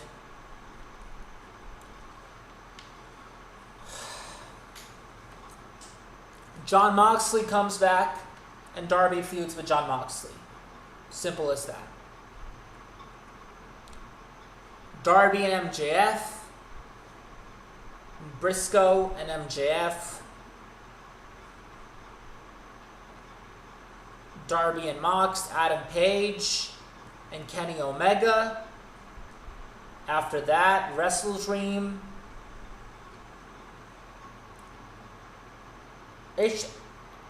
Yeah, you know what? Fuck it, July, August, September. We're going to September here. Darby Allin comes back. Sorry, John Moxley comes back. And Darby Allin and John Moxley's feud lasts from September to October. How it actually began. So Darby Allin loses the AEW World whatever. Holy shit. Darby Allin wins the championship from no, he doesn't win the championship. Darby Allin wins John Moxley twice. I do have John Moxley actually win it All Out, and then Darby wins at Wrestle Dream. Actually, I would have John Moxley would lose it All Out and Darby Allin lose it All Out.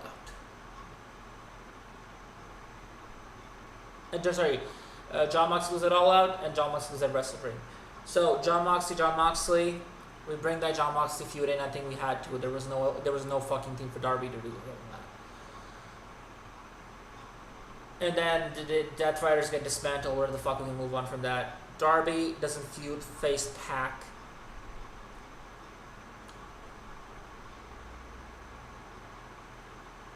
Who does Adam Page face at Wrestle Dream? Adam Page faces at Wrestle Dream MJF.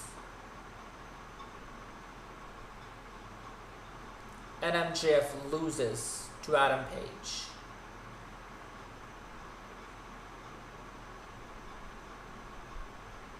Coming to Full Gear, MJF drops the championship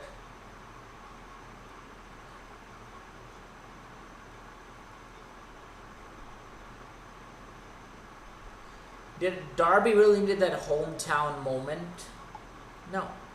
It was Wrestle Dream storyline, right? So, even though we do Darby at Wrestle Dream, we can do Darby by all Wrestle Dream. Darby versus... No, mind who am I thinking here? Darby versus...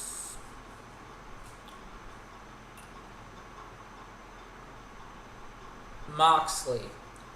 At All Out, once and for all, ends the feud in a death cage match, whatever the fuck you want to call it. Lights Out, Darby Allin, Jon Moxley match at All Out. We don't get some fucking coffin match. We never needed that coffin match. We get a Lights Out match with Darby Allin and Jon Moxley. And that's it. That's the end of the feud. Darby, after Darby and Moxley, Darby faces Adam Page, and then Darby wins the AEW World Championship. Yeah. Darby beats MJF for the AEW World Championship at Full Gear.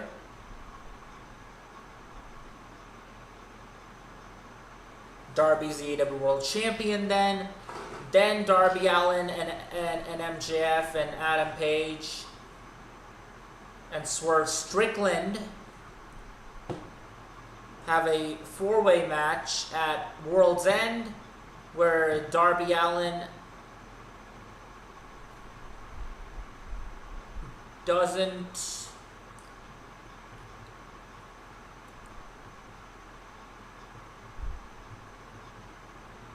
MJF still got his fucking contract by here. Darby Allin doesn't retain, or like... Or does he? I don't know. I'm thinking about this. Darby Allin retains the championship. Coming into Revolution, Darby Allin faces Adam Page again.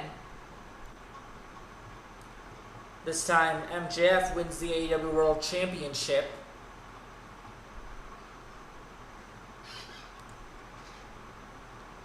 I already have Darby Allin as my AEW World Champion, number one. Because he's hot at this moment. That's what I would have booked it. That's the only way to really make this thing make sense. Yeah, we needed Jon Moxley feud, we needed it. Because what else Darby would have been doing, and there was nobody else on the fucking television. Swerve gets injured, Ospreay is out. We basically had no fucking buddy over there, so we needed this. We did. So MJF definitely gets that moment. Or, yeah, he wins back the AEW World Championship, Triple B. Then we build to MJF versus Will Ospreay. We can still do the Death Rider thing with Will Ospreay. It's it's very possible to do it. It's fucking great, I think, now. But that's how I would have done it, honestly. That's how my booking would have worked to really put this thing together.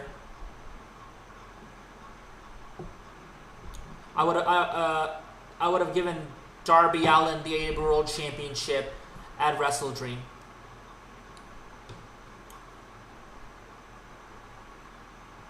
Omega and Kyle Fletcher and Adam Page. No, sorry, get out of here. That didn't make Kyle Fletcher. What made Kyle Fletcher was his dominant performance every week on Dynamite. That's what made Kyle Fletcher on Collision. How dominant and great he was, and what he brought to the table. That's what made Kyle Fletcher. And now when Kyle Fletcher comes back, he can be in that main event scene, hopefully.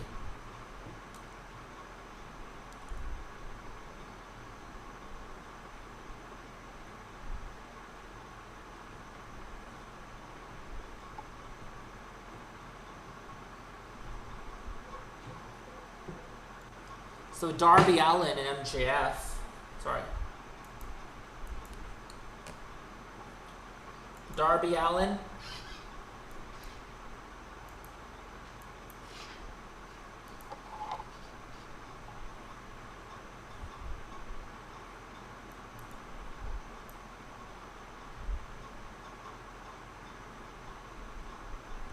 Mind you, not Darby Allin and MJF, right?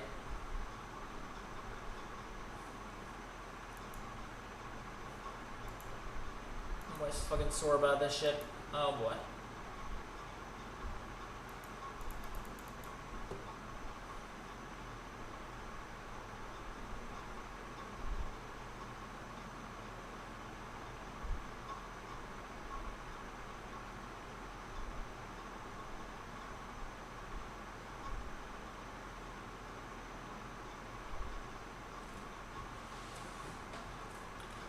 Darby Allin and MJF, mind you. Darby and MJF, we get a program with that going in. What am I trying to say? When Darby beats MJF. But again, mind you, I'm just trying to say Darby Allin is champion in this universe, and MJF. Then we can build to that, and that's how I would have done it. I guess now we'll be saying, moving on from what I already had to tell you, I would have done it much better. And Darby Allin, or if you want to play the long run, you got to give him that moment in Aberdale, Washington. Then we would do something like the other way. We could have had Adam Page that route, and we could have Darby Allin and Jon Moxley have their final match at Wrestle Dream, while MJF wrestles Adam Page on that show, and MJF beats Adam Page, or MJF wrestles Adam Page, loses to him, wrestles him again, this time beats him. MJF, like how we got the Samoa Joe blueprint. MJF beats Adam Page. MJF, Adam Page, Swerve Strickland, triple threat at World's End. MJF retains. MJF has a feud with Adam Page. It's fucking right there. MJF feuds with Adam Page.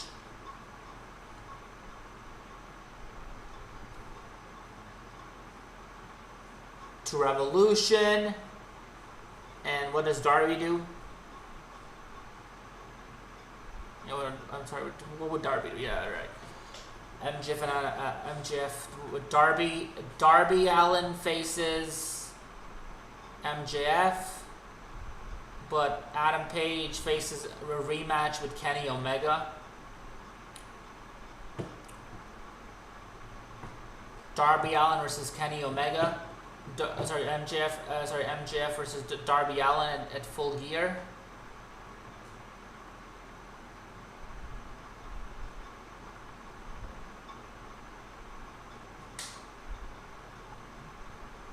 And Kenny Omega versus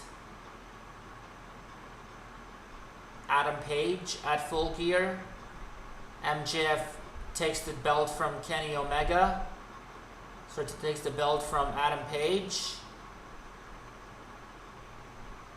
Kenny Omega this time is victorious at Full Gear.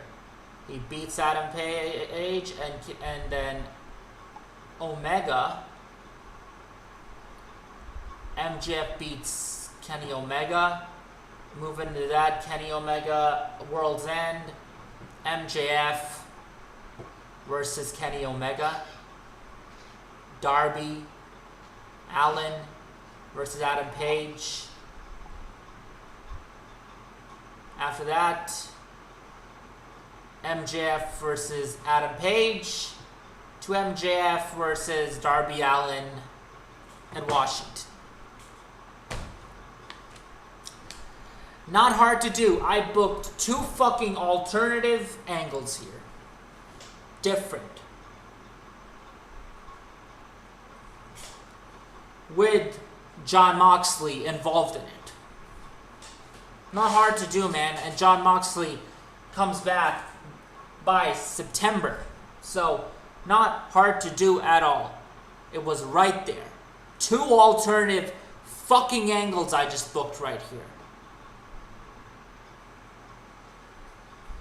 No, but we gotta have a booking. We gotta have booking on the show that's basically a baby coming out of a woman's fucking pussy, and that baby is writing television for Dynamite.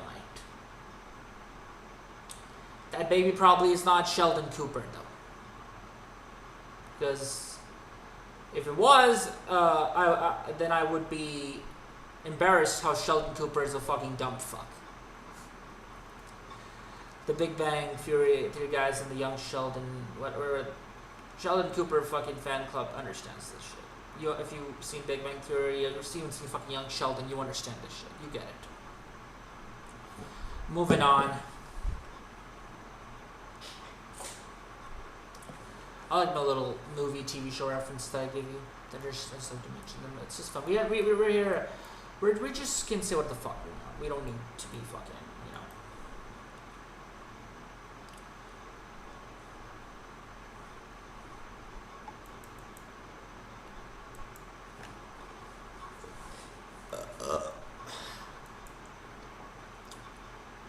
Sorry for the fucking burp, like, dude. If you guys don't know, I went live on Twitch, where we had a good time. We watched Dynamite, and it was quite a good time on Twitch. It was. It was very much a very good time on Twitch. All circumstances aside, it was great. It was a good time on Twitch. I had a fucking great time with y'all. I had a great time. I think it was a good time. I enjoyed it through and through. I fucking enjoyed the show.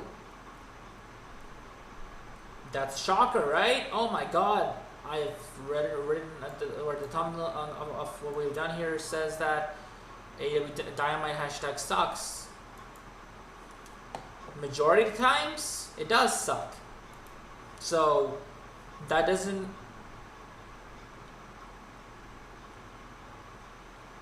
justify anything, honestly. I can go change that in a moment of second. I don't need anybody to tell me that. I can go change that.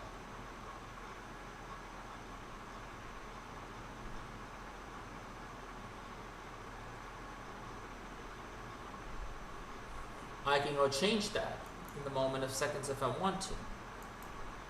We can go legit change it right here.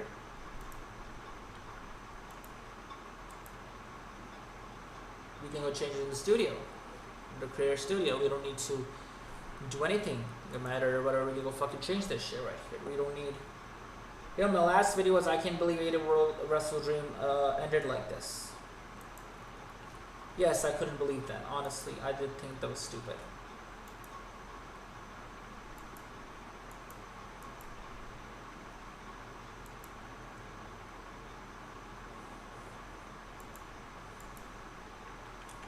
I could very well change this here, chat.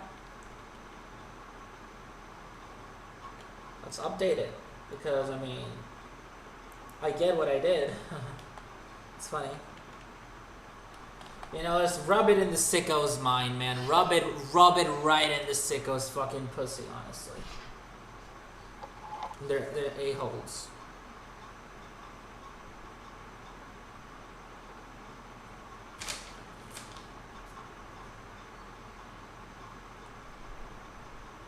Rub it right in the pussy, man. Straight up. What the fuck can I say?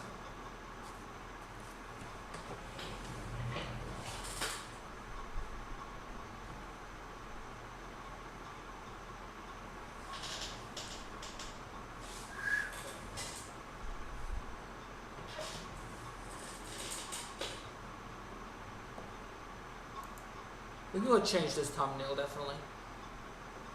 We can. Playing for moment.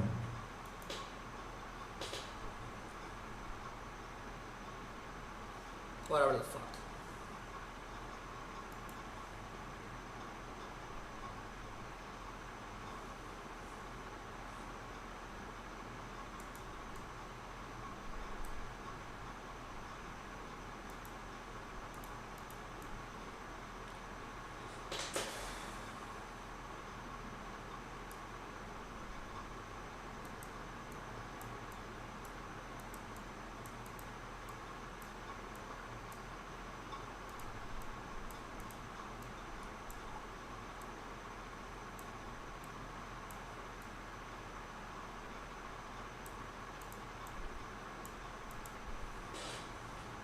I can go change this thumbnail, honestly. I don't need to, but I can.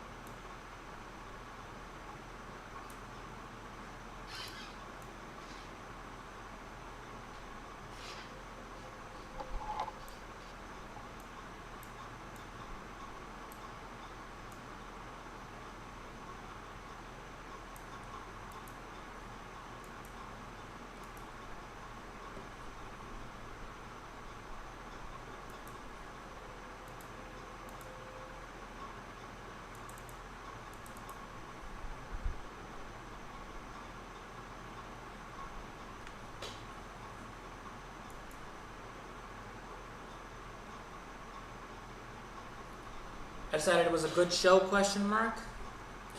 You know, just for the gist of it, I guess. I had to add that.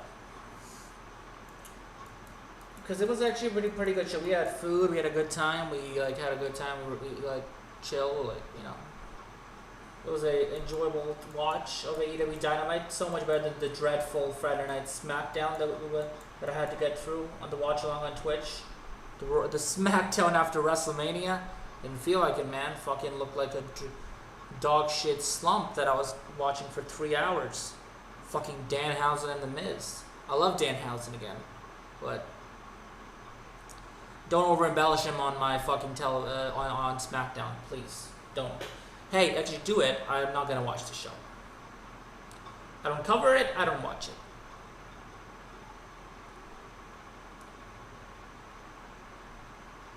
We don't cover SmackDown. We don't watch SmackDown.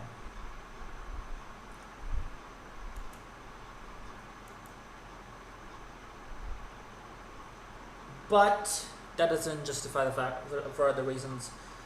We're gonna be starting off the top of the hour here, man. We're at the 2-hour mark here. We're gonna start off on the AEW Dynamite review. My thoughts.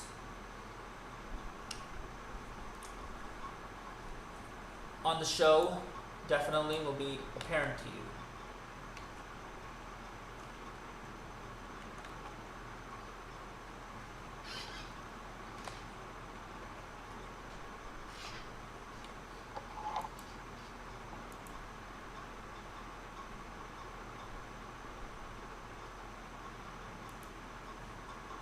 This was your AEW Dynamite.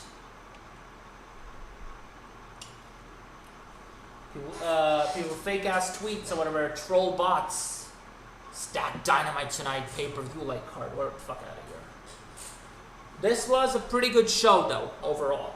Because I had pretty great wrestling on this show. And it felt like there were... It's a pretty good show, bro. So we start off on Dynamite Excalibur. It's Wednesday, you know what that means. All Elite Wrestling comes tonight from HBO Max, TBS, live from Fairfax, Virginia. Fairfax, Virginia.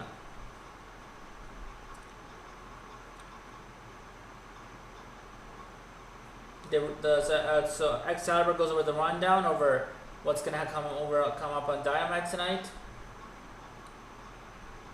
With that, we see the recent history between MJF and Kevin Knight.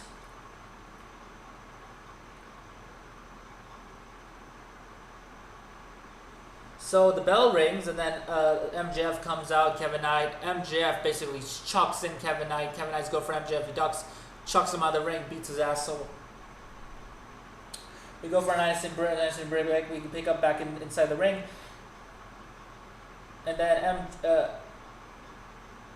you have a really back and forth match with this MJF and Kevin Knight. It was a great match. It was quite back and forth. It was overall it was a great match between MJF and Kevin Knight. A match that got This Is Awesome chant. You tell me that's really isn't great. I don't know. It was a great match. It was a great match with MJF and Adam Page. Sorry, Adam Page. Fucking Kevin Knight. Not Adam Page. The fuck did I call him Adam Page for?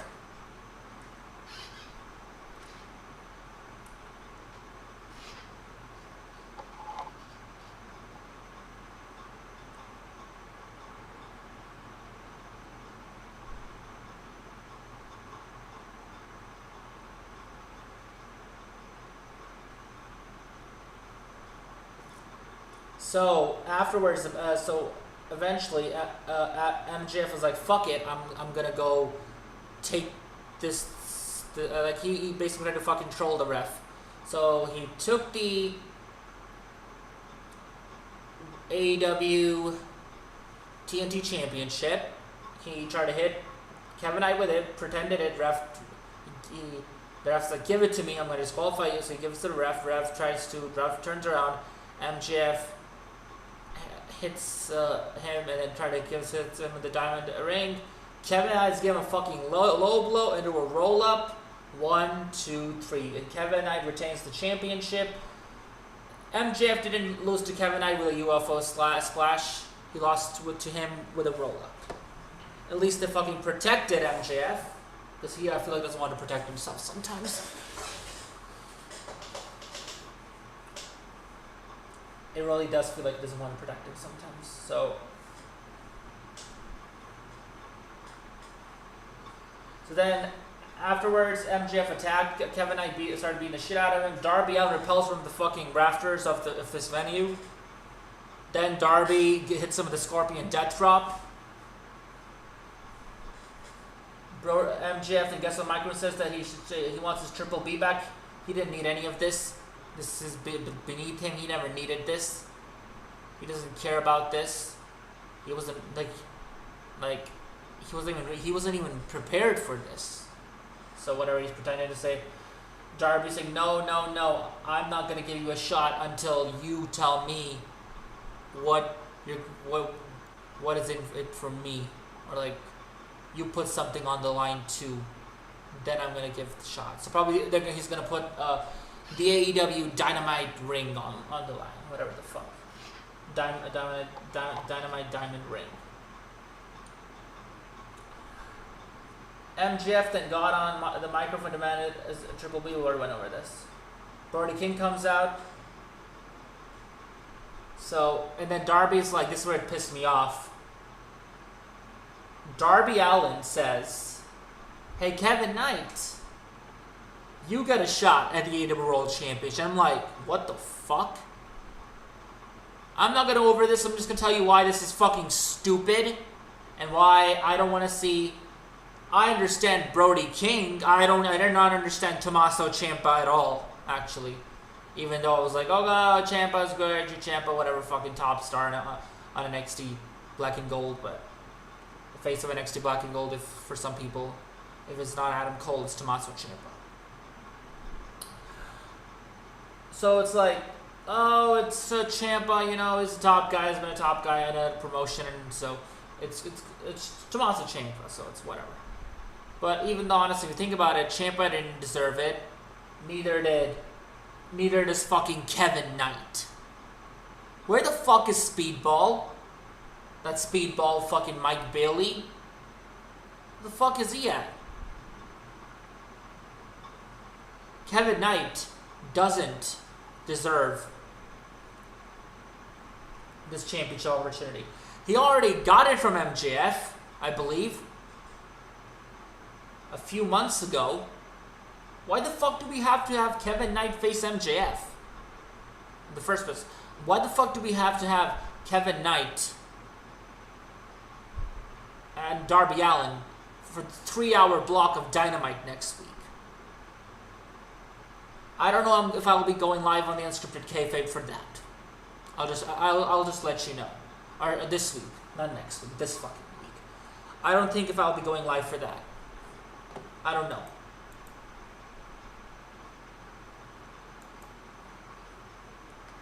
I'll think about it. I don't think I'll be going live for that.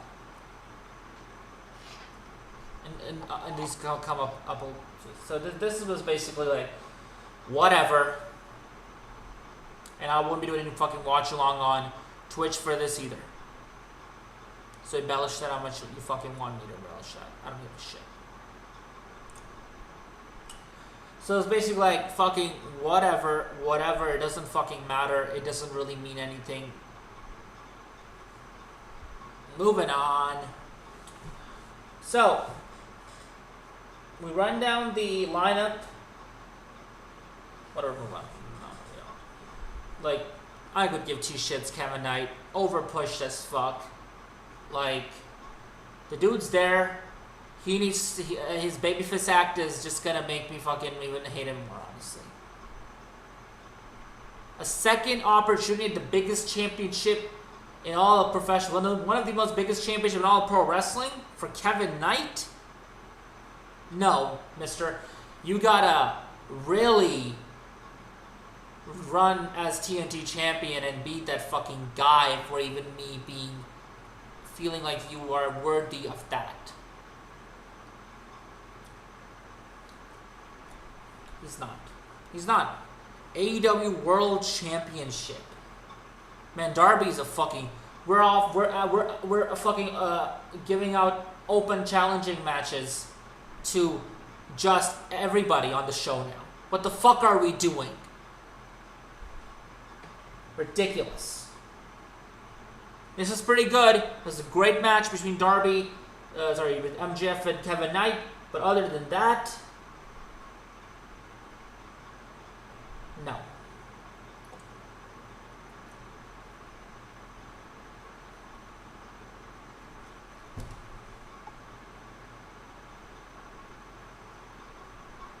And then Brody King said, "Hey, I'm gonna beat. You're gonna be looking at the New Year World Champion. And you already knew he was not gonna win when he said that. So what the fuck, you give it away? We look at the AEW World Champion and Brody King, Kevin Knight. So you better be afraid of me. You better see me next week." Backstage, Renee Paquette is with Edge and Christian. Cope and Cage. Get the fuck out of here. Listen. On this day, I see clearly, everything has come alive. Bitter place and a broken dream, and I leave it all behind. On this day, what's surreal to me? Everything has come alive. Another chance to feel, another chance to feel the love.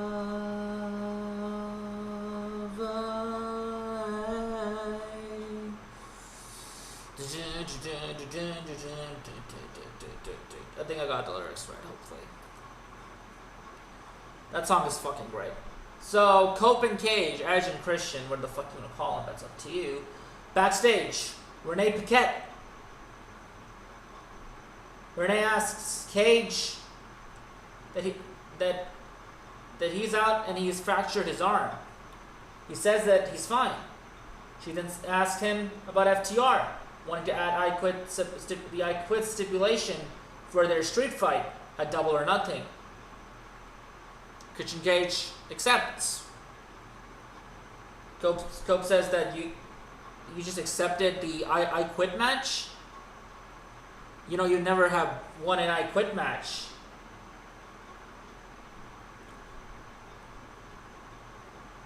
Or like, didn't you quit and didn't you already quit before?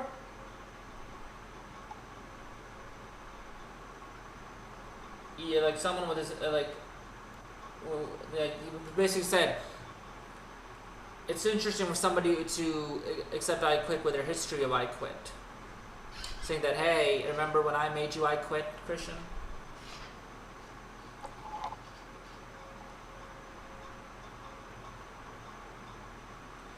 So anyways, this is what we happen. That's what happens on the show, basically. Backstage. This is a funny bit. Christian Cage is fine, and then he's like, "Yeah, I accept that. I accept the challenge." Moving on. The Brawling Birds versus Emily Jane and Jordan Blade. We are not even talking about this match. This was a fucking squash. This was a little fun. This was a little funny. This show was pretty good. This show was a pretty good show overall. I really did not hate this show. You know, I didn't. Backstage. This is Tekla and Sky Blue. Backstage, Tekla and Sky Blue are there. Like, this is the backstage promo from them. Tekla and Sky Blue says that there are a lot of dumb bitches in AEW. Blue says that there is a triangle. Tekla with the dumb bitches line was just fucking sassy. I love Tekla. I love this sassy gimmick. I think I've actually really grown to like Tekla more. They really build her really well, I feel like. So I gotta commend them for creating a star in Tekla here on AEW television.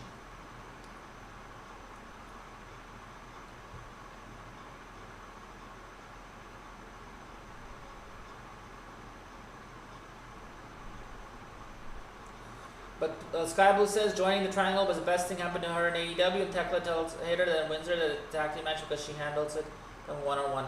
International Championship match, Okada versus Ace Austin. So we kick off the match. Okada backs Austin in the corner, stomps him down. Then Austin came up with the drop toe hold. Austin then kicks Okada back and gets the count before the dropping him back down with a drop kick. Austin delivers shots to Okada, follows up with the Death Valley driver. Austin delivers an enziguri and drop kicks Okada through the ropes. Okada goes back with a kick to the midsection, drops Austin with a DDT on the floor. On that note, the show shifts gears and hits in the Benjamin commercial right then and there. This was a pretty good match. Then when the show comes back, Callis then is on his feet, is basically gloating about Okada. You know this line, Don Callis said that Don Callis families were the best wrestler. I'm like, yeah, he's right. He's right. Don Callis family and their overall history has had Omega and Ospreay even in it. So what the fuck is it? Shivani? Shivani's like, no, AEW's were the best wrestler. Man, I have been so against. I have found when AEW started embellishing that's where the best wrestler, bro, like, you just need to show it to me. You don't need to fucking tout the fact that you are the best. Where the AEW, your companies were the best wrestler. Just show it to me, and I already know it. The catchphrase is fucking corny and cringe as shit. It's still to cringe. It's been 2 years, and it still fucking cringes me. They call themselves the alternative. With those taglines, we're trying to fucking gloat your ass up, glaze yourself up, fucking like a hot dog. Get out of here, man. It's a pretty good match. So, Ace Austin delivers the shots, fall with the Death Valley driver. Austin then drives the enziguri and drop kicks Okada through the ropes. Okada then comes up with a kick midsection, drops Austin with the DDT. We get back here. Okada begins the widening gap between himself and Austin. Then the song can culminate with Okada hitting a tombstone pile driver and a Rainmaker for the win. Afterwards, Takeshita comes out and he stares down Okada. So Takeshita and Okada for the AEW International Championship at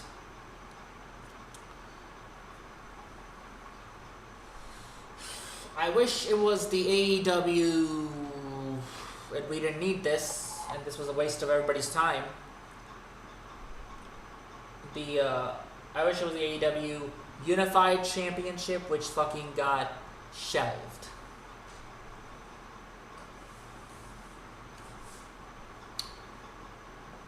Swerve Strickland is coming for Bandito. This was really fucking good, like John Wayne and the fucking cowboy scene, and it's like this Red Dead Redemption vibe in it too. This was a fucking great ass like film scene, honestly, on Dynamite. This vignette was fucking great. So we see all the fucking old Western style, you know, love the old Western vibe. Old Western, John Wayne, fucking Red Dead Redemption shit. Basically, fucking looked so cool. Probably one of the best, like, just. The previous match, Ace Austin and Okada was pretty good. Pretty good match.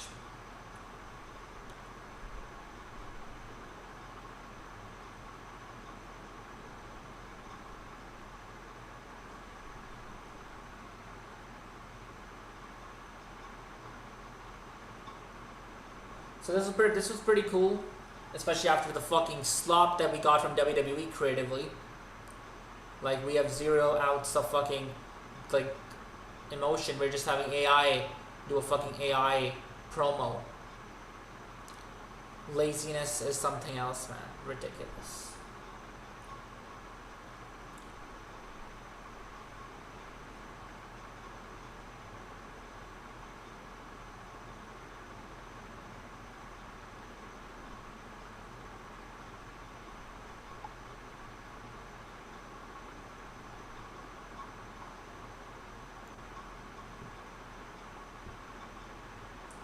So basically this the vignette between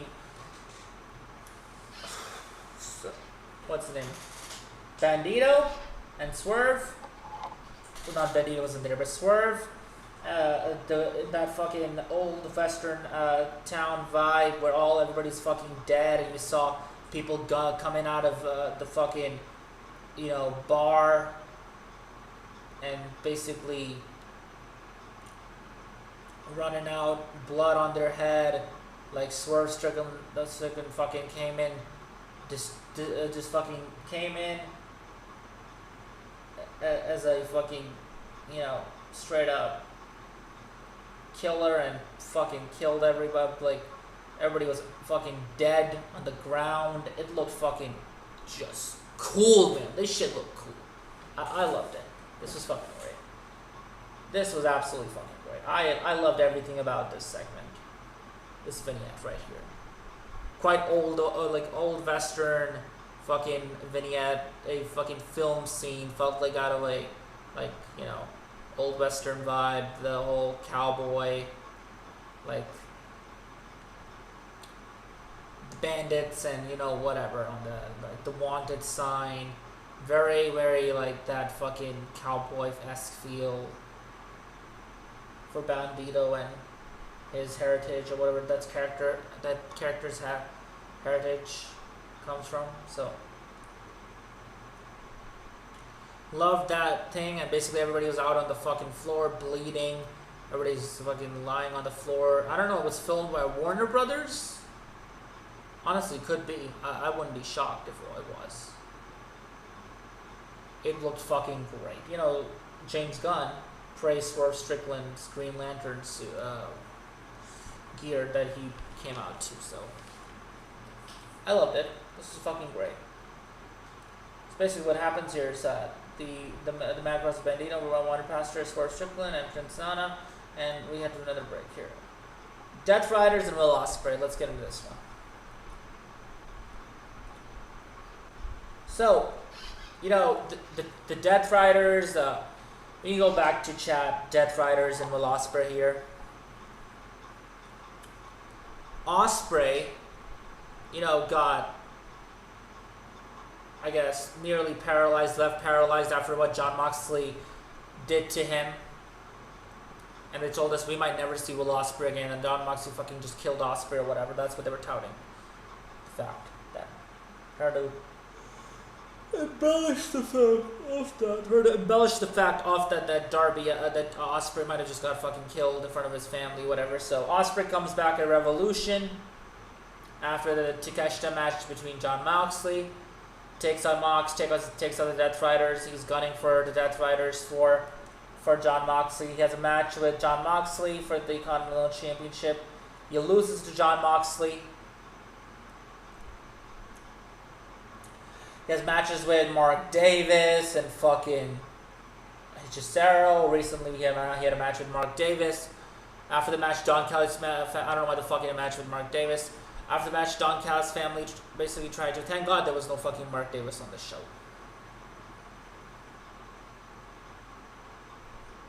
I'm not a huge fan of Mark Davis. I think he's fine, but I'm not there yet with the guy. Okay, it's like, can we just fucking hold on to the brakes?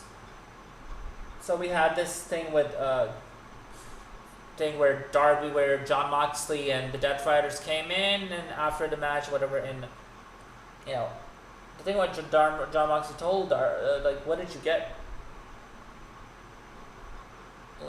He basically told him, man, I have nothing against you. Like, what do you want? Do you want this really? Like, do you really want this? So, after the match, Jon Moxley and the Death Riders come out. They take Ospreay back in, and we see a statement at Collision. I can make you this. I can give you this. I can make you this, and like, he basically gives him a proposal, or you can do what you want to do. And basically lays down and tries to fucking hit him. That segment on Collision was fucking great. I love that segment that we got on Collision. Now, mind you, it doesn't make sense to me that Ospreay wants to take help from Moxley after what Moxley did to him. But I guess I don't get it. I guess Jon Moxley is fucking lunatic, as Dean Ambrose would be, probably. What else I can put it together? That's the way I can. So that's the way I can put it together and like this segment. I chat as much as I want to, whatever. I guess I don't know.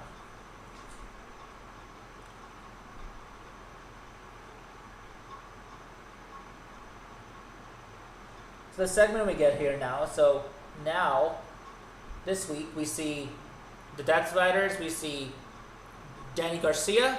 Come on, it's like, there he is, and then he comes out there.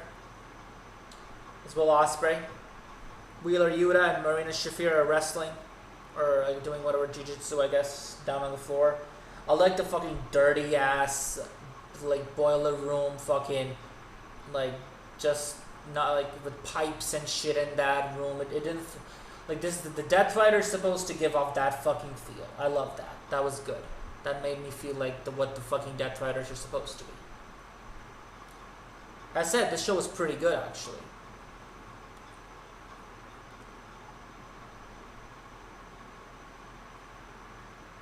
This show is easily 10 times better than a fucking dreadful Friday Night SmackDown that we have to go through.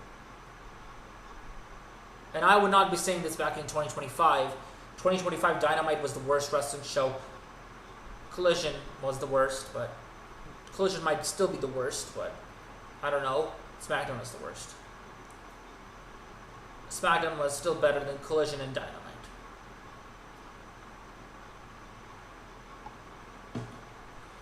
So, other than this part of the show, so the Death Riders are in their dojo as Will Ospreay shows up, you know, and there's John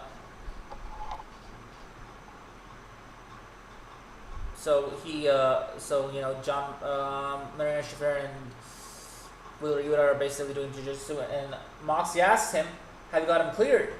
Ospreay says, no. But support from Japan and boys for his big title match. Moxley then tells Ospreay to drop everything in his mind, body, and soul. Even his feelings about Moxley, which are still real. Hate for Jon Moxley is there. Moxley knows that. At least. So this felt like he's not, I guess, that lunatic as Dean Ambrose would be. Moxley says that he starts something and he sees it all through it to the end. he said that, hey, I'm not gonna I'm not gonna give any fucking commitments. I'm not committing to anything here. Like I'm not promising anything. I'm not promising it's gonna fucking work, but I'm gonna try my best because I fucking made a commitment and I fucking followed through it at the end. But again, for this, you have to legit keep your mind. You have to drop everything that's in your mind, in your body, and in your soul, and everything that you feel about me. The hate you feel about me, you gotta fucking get rid of it for this to work. Which, in a way, he's being a dick and telling him, hey, don't get your fucking revenge at me. But at the same time, he's telling him, like, hey, this is the actual way it works, and I understand why he said that. This was fucking great. And then Ospreay then said, I want the same in return from you. I want the same, what you're talking about, basically. So then Ospreay walks further, and he asks, where's the ring? Moxie says, we started from the ground, and kicks basically fucking kicks it, like, that's it, you get the fuck out of here. So apparently they do from training on the fucking dirty ass boiler room, which makes sense. This was a cool fucking segment, like a lot of character, a lot of different character work here. I loved it. I really loved this style of filming and loved how it looked. It looked fucking great. The dialogue was great too. It was a great fucking film scene, honestly. Loved it. I think it was a great fucking film. It was a great film scene.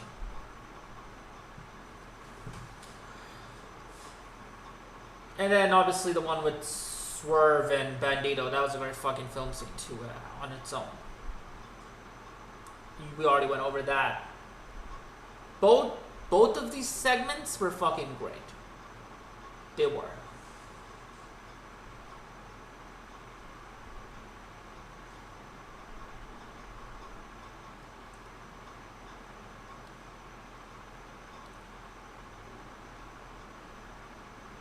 Like, both of these segments were just so fucking great.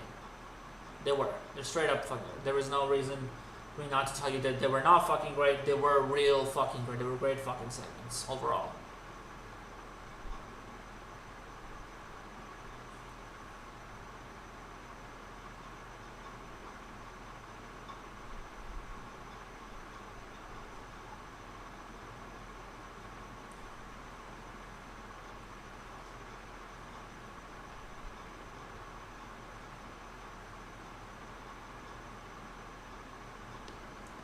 This is overall really fucking great. Like, telling him that, hey bro, you gotta fucking leave everything about me, and what you gotta leave everything that you, whatever you feel you hate for me, leave that. Leave everything that you felt towards me. Leave what's ever fucking stuck in your mind that's bothering you. Let that out. Leave it behind. That's how we can move forward. And I'm not making any fucking promises as this shit is gonna work. But I'm gonna try to I'm gonna try to go. I'm gonna see it all the way through of it. When I start something, I fucking try to give you the results. I try my best, but I'm not making any promises that it's gonna fucking, like, I'm not some fucking magician here that I can fucking turn you into this. Like, he's being realistic, and I love that he said that to Ospreay. And the way this was fucking filmed, and it felt like in a fucking bloody ass, not bloody, like fucking dirty boiler room with pipes and like a sewer, I don't know, nearby. I don't know, like fucking cool and dirty as the fucking Death Riders feel like. So cool. The Death Riders have really come to their own. I really like the Death Riders. I never thought I would say that a year ago. A year ago I was fucking saying, get the fuck out of the company, to John Moxley. Times have changed, man. Moving on.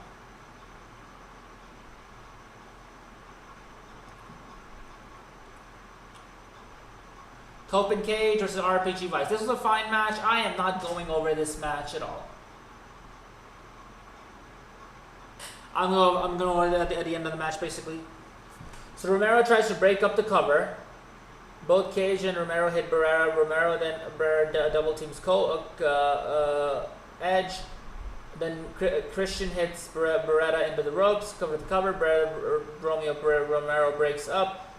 Christian Cage hits Romero to the floor. Christian gets Beretta, draws a spear to roll up on the feet of ropes. Referee catches him, kicks Edge in the face. Beretta charges up, but Edge tosses him on the rope. Cage drops a spear, and Cole spears him alone and get the pinfall.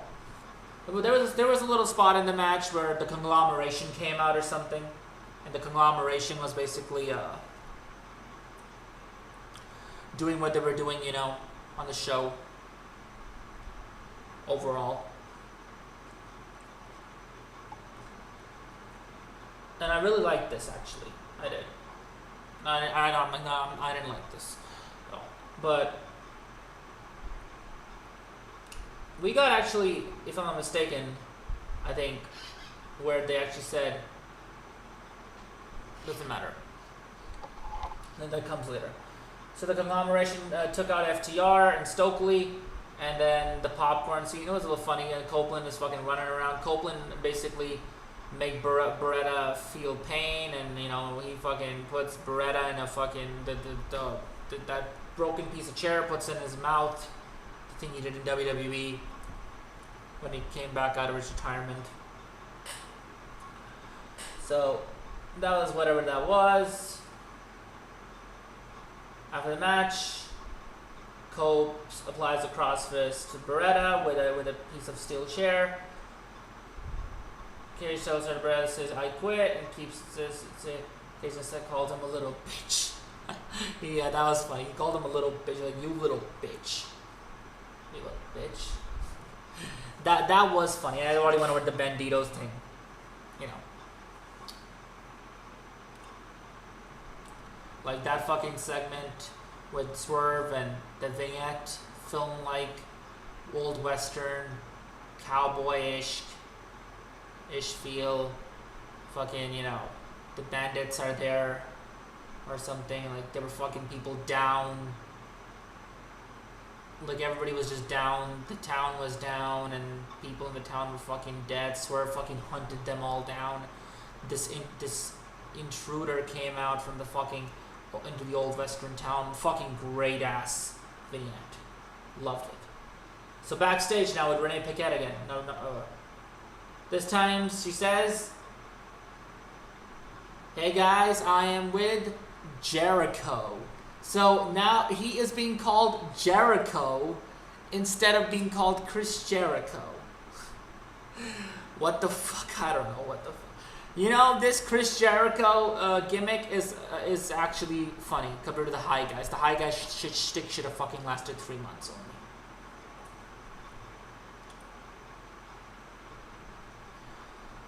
Backstage, Renee interviews Jericho. Jericho says the imitation is in a sincerest form of flattery, and Ricochet has been following his career closely, but not close enough. Then the demand attacks fucking Jericho. Jericho tells him to eat shit and says, "Eat shit, bald." He's like, "I told you to get out of this company. I told you to get out of here, basically. Get the fuck out. We don't need you. Just get out of here, Jericho. I told you to get out of here." So Ricochet then tries to go for the Rico Salt, and then he lands on his feet and says that you're not even worth it. It's basically this is a gimmick where Jericho is making fun of himself on purpose.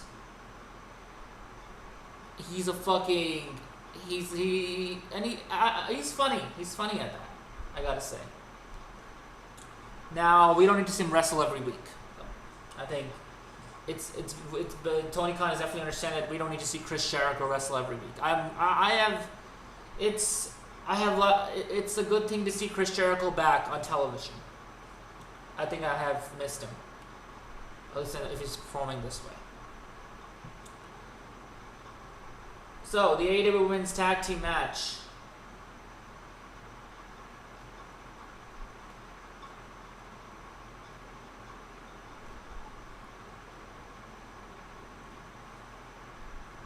Divine Dominion in Leon Cross and the Megasis Megan Bane with Hikaru Shida and Chris Statlander.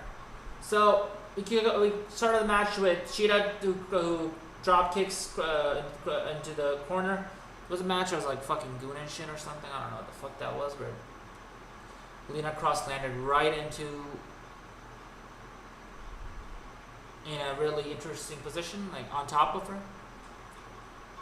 They're basically like fucking like either like scissoring each other's pussies. I don't know what the fuck they're doing. Move on. So Shida drop kicks Cross in the corner, then delivers strikes with both of them. Cross then comes out with a strike, then delivers her shoulder into Shida numerous times in the corner. Lina Cross then throws Shida across the ring and drops her with a shoulder tackle.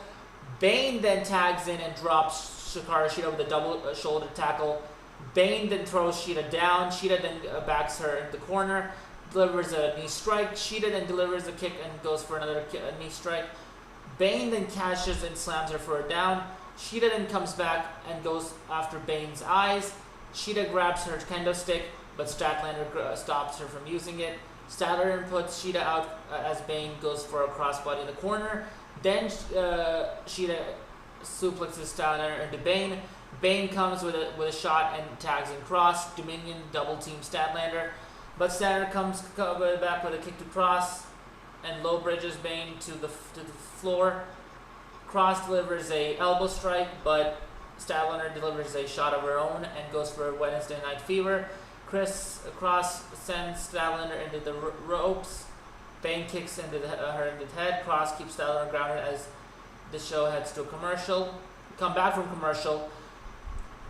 Statlander delivers shots to Bane, and then Cross takes them back down with a double Hurricane Rana. Statlander drops Bane with a spinning lariat. Then Cross, Shida tag in. Shida delivers elbow strikes, but Cross sends her with a big shot. Shida delivers a drop kick, run the ropes, but Bane grabs her hair. Bane. Shida counters with a knee strike to Bane, then sends Cross into Bane in the ropes. Shida sends both of them to the floor, delivers a double drop kick. Shida gets Cross back in the ring, but Cross kicks her in the head. Statlander then delivers the shot to Cross, but Bane gets Statlander and tags in. Bane double cross Statlander and slam her down for Bane into 2 count. Cross tags back in, and then the match breaks down for a bit.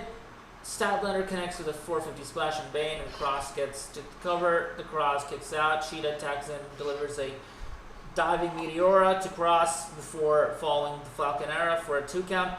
Shida goes for a Kantana, but Bane drops her with a suplex. Bane then kicks at her in his face for as Cross suplexes her. Shida gets slammed into the mat, and Cross gets the pin. Lina Cross is a fucking hot ass girl. I gotta say. Damn hot. Yeah. Fucking smoking hot. The looks fucking smoking hot. What can I say? Backstage, Andrade and MJF. Renee Paquette is interviewing Andrade El Idolo in Down Callis, but MJF interrupts him. He says Andrade ruined the company. He says to El Idolo that ask him how he know how. Then El Idolo asks him how he knows, and then MJF runs him down. He's like, "Oh, because you lost to." Like, and he basically told him, "Because I watched." It says, "Oh, then you know." And I'm like, this was funny. He's like, "How you know?" And then he's like, "Oh, then you know." He's like, "Oh well," he's trying to make excuses, and then he's basically saying, "Bitch, I watched the fucking match. I watched you and Darby Allin." He pretends, so he fucking, told him the truth that he actually watched Darby Allin. MJF is funny.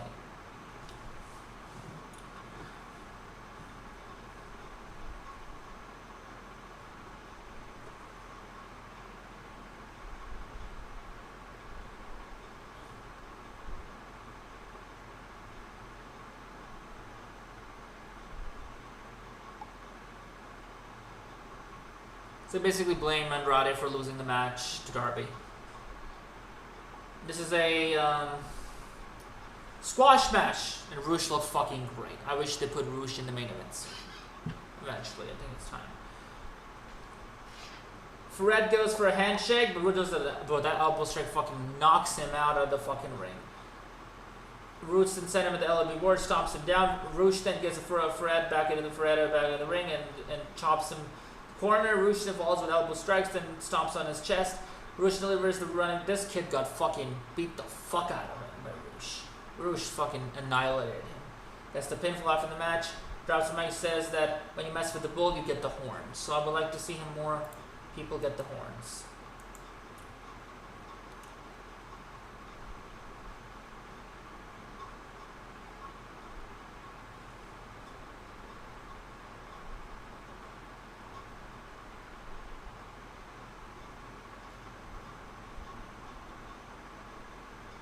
Backstage with the Ops. Samoa Joe, Katsuyori Shibata, and not Will Hobbs, not Powerhouse Hobbs. No, he's in WWE. No, Will Hobbs. Ops, Samoa Joe, Katsuyori Shibata, and Hook. Someone just says that he intended to reassert his dominance in AEW. Joe then hypes up Katsuyori Shibata, Anthony Bowens. Yeah, Anthony Bowens apparently is at the fucking Ops now. It says that he's top deals to start a question. Joe says that Yoke Phil Ospreay is suffering from Stockholm syndrome with the Death Fighters because they saved him from the Riders before. Joe says that if Ospreay is looking, he's a spot waiting for him in the Ops.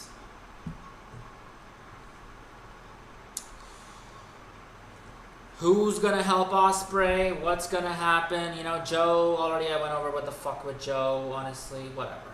Moving on. It's main event time on Dynamite. How does Excalibur says?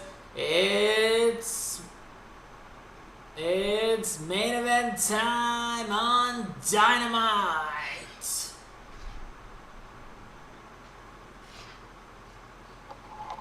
So we get a match between Darby Allin. This was a fucking bad barn burner, fucking incredible, fantastic matchup. Loved it.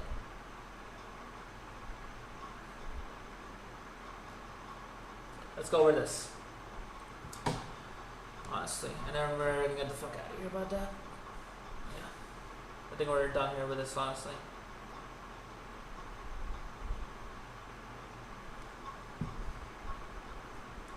Following the so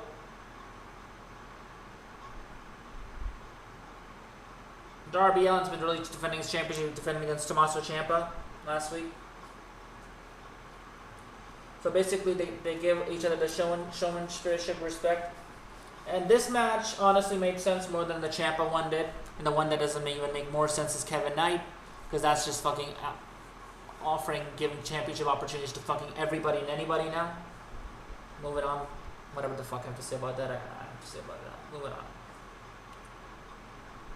So, we move on from this.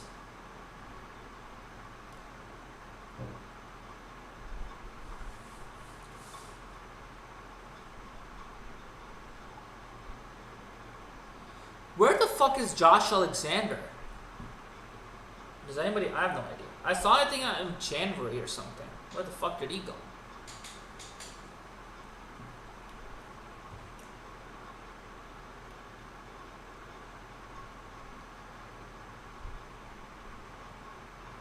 Did Karma get him for injuring Kota Ibushi?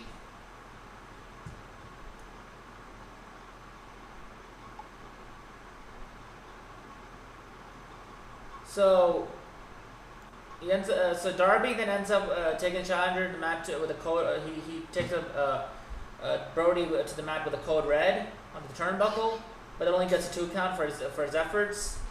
Then Brody leaves the ring as Darby goes for a dive, only for it to drop to the floor, like basically fucking dropped him big time.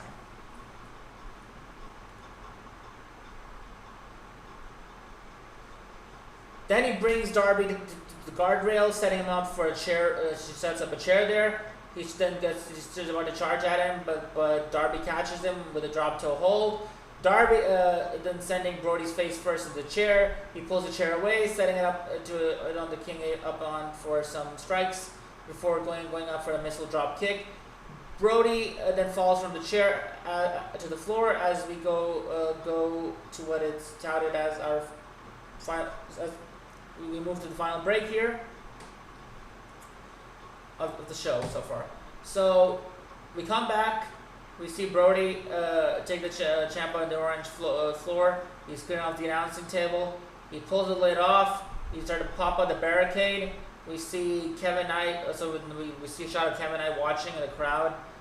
Darby's back on his feet. He goes for a sleeper hold on Brody, and then gets hit by a code red. No, wait again. The Brody sends both of them crashing. You see with the code red, basically. I think the crowd goes completely electric. So MJF is still watching backstage too. Ref then checks both of them. Brody gets to his feet, gets Darby back up. But then Darby fights back with some strikes. Spills over the announce table. Then Brody ends up catching Darby with a sleeper hold. Darby manages to break free just enough to fight back with a code red. Diving, that's what I said, code red right here. Driving him into the table. Darby manages to slowly make his way back to the ring, with Brody getting back to his feet, only to send back into the ring with a dive back by Darby. Dodged back in the ring, in the corner, landing some chops before he launches on the top rope to the outside, where he collides with a camera opposite to the floor. Then he sends him outside. Brody then puts up the mat. Darby then crawls to the guardrail. Brody's looking for the cannonball through the fucking barricade. He basically misses and he goes through the barricade. Darby takes advantage, puts it by the ring. Brody actually follows him into the ring. Brody then tries to look for a suplex. Darby sends him to the explode concrete instead with a sunset bomb. Powerbomb. He climbs turnbuckle for a coffin drop. Then again hits a coffin drop. And then Darby then slides back in the ring as the count reaches. Again at 8, and then he slides in, glances at the coffin drop, and hits again with another coffin drop. So 4 coffin drops, 2 outside, and then Darby Allin remains rated world champion. And then after the match, Darby is celebrating. We see what we get a rundown of AEW fucking 3-hour block next week, which I don't know if I'll be covering. We'll see about that. That is it, man. That is up for your show, chat. That's it. That's for AEW Dynamite. And there were some key moments from the show. Moments like Ospreay and MJF.